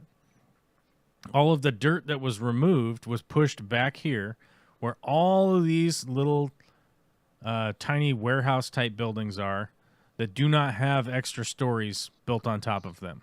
All of this back here is the reclaimed land, where these docks are, where all these shitty warehouses are. This is all air quote reclaimed land because it is actually filled dirt from up where all these buildings are, because Seattle used to be way steeper than it is now. And by the way, if you've ever visited Seattle, it is steep now. So it gives you an idea of like how steep it used to be. So the big issues there, I mean, that's why the traffic sucks so bad. It's because there's just really nothing that they could do to contend with any of that shit. because you have water on one side, you have water on the other side. They built this road 80 years ago. They can't expand the road. They can't change the road. They can't do any of that stuff. So that's the bigger problem. And like I said, there's the big giant convention center that's right there that they will not move. Does not matter how many times they bring it up. It is absolutely. It doesn't matter if there's 13 votes. It doesn't matter if there's 20 votes. It is 0 to 20. It is 0 to 13. It is 0 to 9 in favor of moving the convention center. Every single time it's ever come up to vote, nobody wants to move the convention center, and it likely will never move because the powers that be have no intention of ever moving that thing. But there's like nowhere to move the road to. It's a bigger problem too. There's just nothing that they can really do about it. Now that they've expanded it to 4 lanes, that's the absolute maximum that will ever be without some real dramatic change in something, which has only been the reason that I've ever been in favor of, air quote, self-driving cars. And it's not so much about self-driving cars. It's about managing the traffic, right? If cars can have monitors on them so that they can pace the car in front of them, that they could communicate with each other, that they could do all of those things so that traffic could be amended by the actual traffic being directed, right? And the other cars communicating with each other. That's really the only future. That's the only future that we have to look forward to for traffic getting better. Is like, if there's a way that all of the cars could be hooked up so that, you know, this guy knows that he's going to Pizza Hut. This guy knows that he's going to Queen Anne. This guy knows that he's going to Capitol Hill. So that these cars are all communicating via computer, right? They're all communicating in some way so that the guy's not suddenly merging to change 4 lanes because he missed his exit. Like, this car is communicating with the other cars that it needs to go up and go over that way, right? Like, that's what we need from the self-driving automated cars, is like, we just need the communication system and the ability to like give people directions so that the cars can actually move properly with A, without crashing into each other, and B, without causing overdue congestion because people are making like last minute decisions based on the shit that they already knew that they were going there in the first place. Right. So like when we talk about self-driving cars, that's the only really expected future that is going to be beneficial to the average poor people out there, is like, oh, less time in traffic because more information is being shared between all the vehicles. Like this last weekend, you know, I got cut off by a transit bus that just decided it wanted to come over into the lane, even though he wasn't driving passengers. He wasn't in a hurry to meet any kind of schedule. Like, he had no passengers on the bus or anything like that. He wasn't going anywhere. Just totally cut me off on the freeway, you know, going full speed. There was really no reason for him to come over. He had plenty of time to either allow me to pass or for them to speed up and get in front. But nope, just decided, I'm coming over right now. So I had to slam on the brakes going like 70 miles an hour because the bus just decided, the bus driver just decided he was coming over. That was where he was going to be. So, you know, people will wonder like, hey, did you call that into the transit? Fuck yeah, I did. I called it and reported the coach for doing that because it's fucking ridiculous. So, you know, but in the future, potentially, like, there will actually be, you know, a computer system that would actually intervene and stop that kind of stuff from happening. You know, but that's like, when we talk about like self-driving cars or automated cars or any of that kind of stuff, like that's the only thing that we'll ever see as like the fucking pores, right? Is that like congestion and shit like that will not be as bad as it ever was. But, you know, hopefully more people will be able to work remotely in the future so that traffic can just be naturally reduced, you know, but yeah. So Seattle is like a dream for new programming and tryout for future cities. Yeah. I mean, no, I mean, not 100%, like, but there's a lot of money here. There's a lot of will to fix things. like our train system. We're actually building a train system in Western Washington. I mean, it's a start. It's not like, wow, we're gonna have trains that go everywhere or anything like that, but it's a start. And we're already seeing the benefit from it having limited service right now. I think it goes from Linwood starting 3 or 4 days from now. I think it starts August. I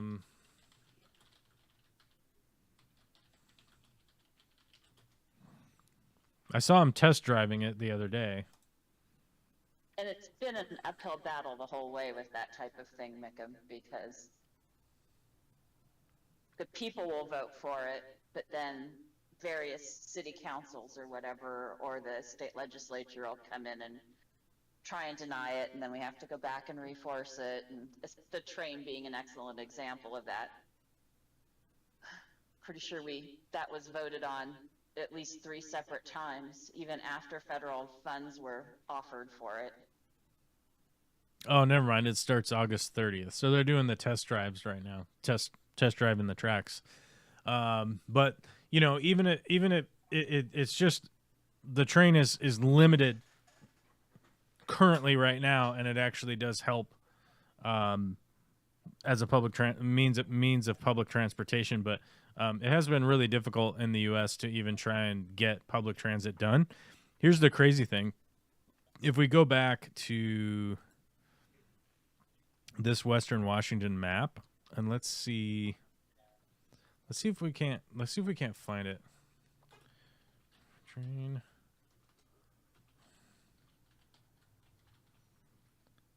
I think like 1910, I think.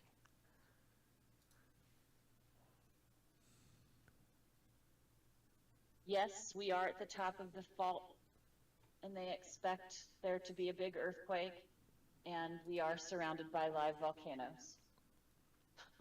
So yes, those are and wildfires, those are our 3 natural disasters of choice.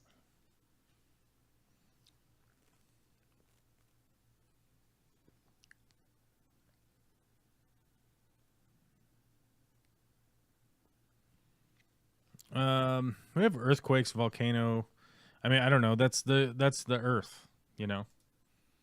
So, like, I think if we're gonna not build things because the Earth has weather, or the Earth has volcanoes, or you know, the Earth has typhoons, or the Earth has hurricanes, or the Earth, you know, like, I don't know if that's not gonna stop us. I don't think.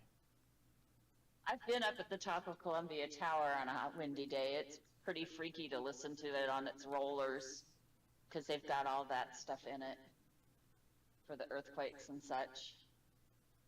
You can feel the building shift and move. It's awesome. Yeah. I'm trying to find the map from before. But here's an example of, here's the abandoned railways of Washington. So all of these railways used to exist and are currently abandoned. So it starts to give you an idea of the railways. I'm trying to find the image that showed all of the amount of railways that used to exist as public transportation in the late 1800s, early 1900s in Washington. You could go essentially anywhere in Washington via a trolley or a train. And yeah, I was like ill prepared to find this map, and I don't think I have it saved. I must have it saved somewhere in my computer, but I don't know where. Yeah, Seattle was one of the last cities or towns that railways really made, because we were so late in it's a pretty young city compared to, you know, Eastern America, East Coast cities. So, yeah. No, I mean, railways. I'll have to find the map. But to give you an idea, you guys we'll just use this map. As soon as it loads. See if I can get it full screen. Okay. So, in the late 1800s, you used to be able to, Portland is down here. And this is actually some of the old railway maps, right? This is some of them. So to give you an idea, you used to be able to go from Portland, Oregon, all the way up here. There's a train station right here in Chehalis. You could go out to South Bend. Then you could get on the public train. These are all public trains, by the way. So if you had a ticket, you could transfer from this line to this line. So you'd go from Chehalis to Centralia. From Centralia up, you could catch on this train, this train, this train, this train, this train, this train, this train, this train, this train, this train. You could go out to Westport over here. You could go all the way out to Westport on public transportation. Trains. These are all trolleys. There were trolleys on the other side of the river. You could go out to Grays Harbor if you wanted to. You could go up to Olympia on 1, 2, 3, 4, 5, 6 different public transportation railways that would take you up to Olympia. This one went off here. These all went up to Tacoma. Tacoma had 1, 2, 3, 4, 5, 6, 7, 8, 9, 10, 11, 12 different rail cars that ran through proper Tacoma from over here to over there. Then there was one, two trolley runs that went all the way up to Seattle. Here and here, these are all public. The trolley went all the way out to Buckley. It went out to Melmont, Carbonado, Fisks. Went out to the Cumberland out there. You could get on the public. You could get on the public train in Seattle and ride it all the way over to Walla Walla. Look at all these rail lines that went from Spokane all across eastern Washington to Wenatchee, Walla Walla, wherever you wanted to go in eastern Washington. You could ride a public trolley car.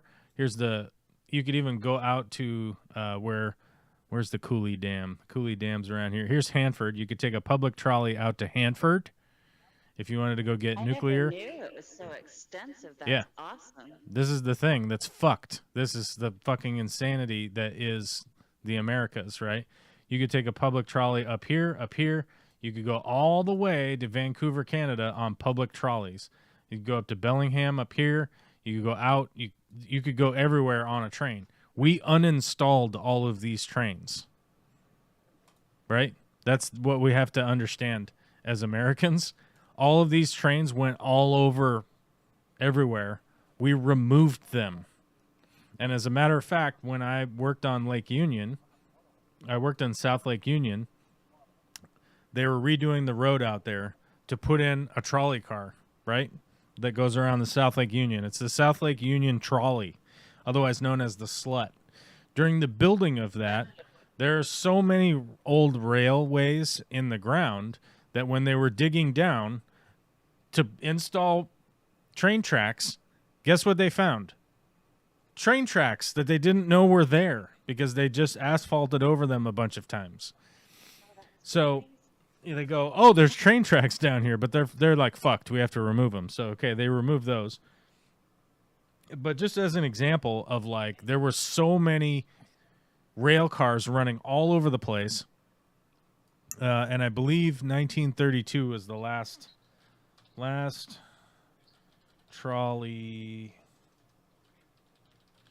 in Washington. I think was 1938, 1936, something like that.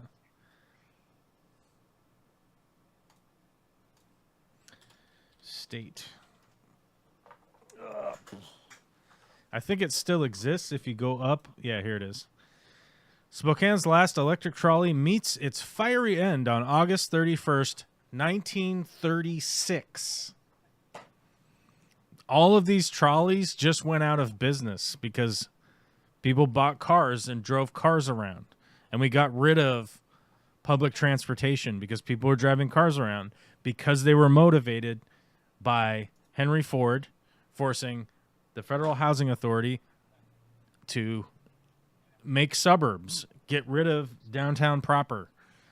Get rid of people living in more condensed areas. They built the suburbs with United States taxpayer money that they gave to developers to build these suburbs, and remove stuff like trolley cars and public transportation. Like, the United States made the decision to get rid of the thing that was already happening in the United States. That, by the way, if you go in Europe and you're like, hey, there's public transportation. It's easy to get around the cities. It's easy to go to like the downtown area and go to all the stores and blah, blah, blah, and all that shit. That's how the United States was originally built. The United States was originally built a lot in the same way that European cities were built. With a proper downtown that had the businesses, that had apartments up above them, blah, blah, blah, all that stuff. With public transportation, with walkable roads where you could walk and ride your bikes and all that stuff. This stuff was all forced upon the American public without really anybody making a cognizant, coherent public decision. Or thought of the future. I mean, I'm pretty sure the business guys thought about the future. I'm pretty sure they did. I mean, all right, sorry. No, I mean, Henry Ford didn't give a fuck about the public. He backed the. Right, he was sympathetic to the Nazi Party. Like, he did not care. They knew about the future. These guys were all smart. They knew about all this stuff, but they were like, no, it's better for my business, right? You see, and we see this constantly with business decisions. Don't necessarily, or I mean, actually, almost exclusively refuse the benefit of the public, right? People want to criticize Boeing right now because the fucking doors are falling off. Strictly a business decision, right? To make a less safe plane, to make more money. Like, Henry Ford wanted to make more money. Construction companies wanted to make more money. Oil companies wanted to make more money. They wanted to do all of these things. And it, by the way, it's not even really a secret that these people were influential for all this shit happening, right? Because a lot of this stuff was written down, you know? Right.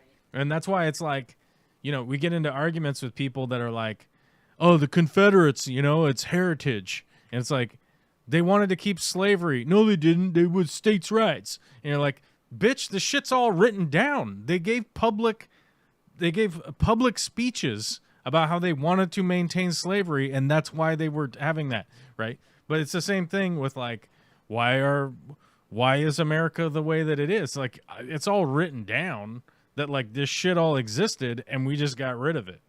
Now, in Western Washington, we're currently rebuilding some train, right? Like a little bit of train, to try and get people around, to like try and promote public transportation and try and do a thing. In my opinion, it's great that we're doing it, and I love seeing trains, and I'm like a little kid when I see trains, and maybe I'm an autistic person, like a little bit because of that.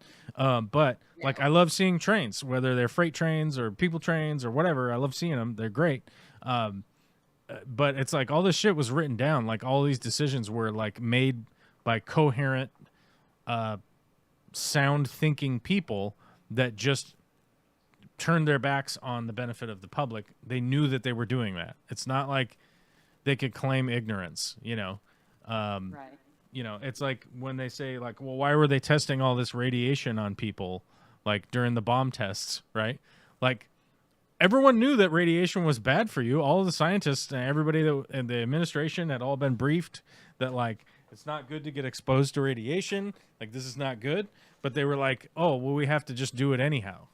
You know, like, we have to do it because we have to find out like, how bad is it, right? So, I mean, a lot of these people made these decisions, you know, with sound mind. Like, they knew that this would be the effect, but they didn't care because, you know, they're going to make their personal profit, and that's how it's going to work. So I don't know. But it is 4:15, and we got to end the stream. So nobody's left. There's only 4 people watching. Witchy Cat's one of them. Mickham is one of them. I want to thank Mickham for coming out today. I think Alyssa's still here. Like, I'm not sure who's even still here, but it's after 4:00, and we're gonna go. We're gonna go. Okay, that's how it's gonna go down. Big thanks for Witchy Cat for a super chat, and big thanks to me for donating memberships today. So thanks, me. You know, yeah, me. It was me. Thanks, me.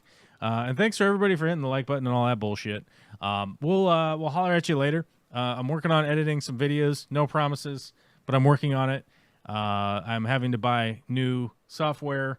It's forcing me to do the software update, seemingly. So we shall see. But I'm going to buy it on the old credit and update my software and then just start editing shit and see how this goes. Because currently right now I keep stalling on playback, and the playing back and playing back and playing back causes a crash, and then I have to restart my computer and try and figure out where all was lost. So it's been pretty stupid trying to edit, and like I said early in the stream, there's been just a million things coming up, and just monkey wrenches in every wheel that is currently spinning. But at some point I'll win the lottery and hire an editor. Okay, how about that? All right, love you guys. Bye.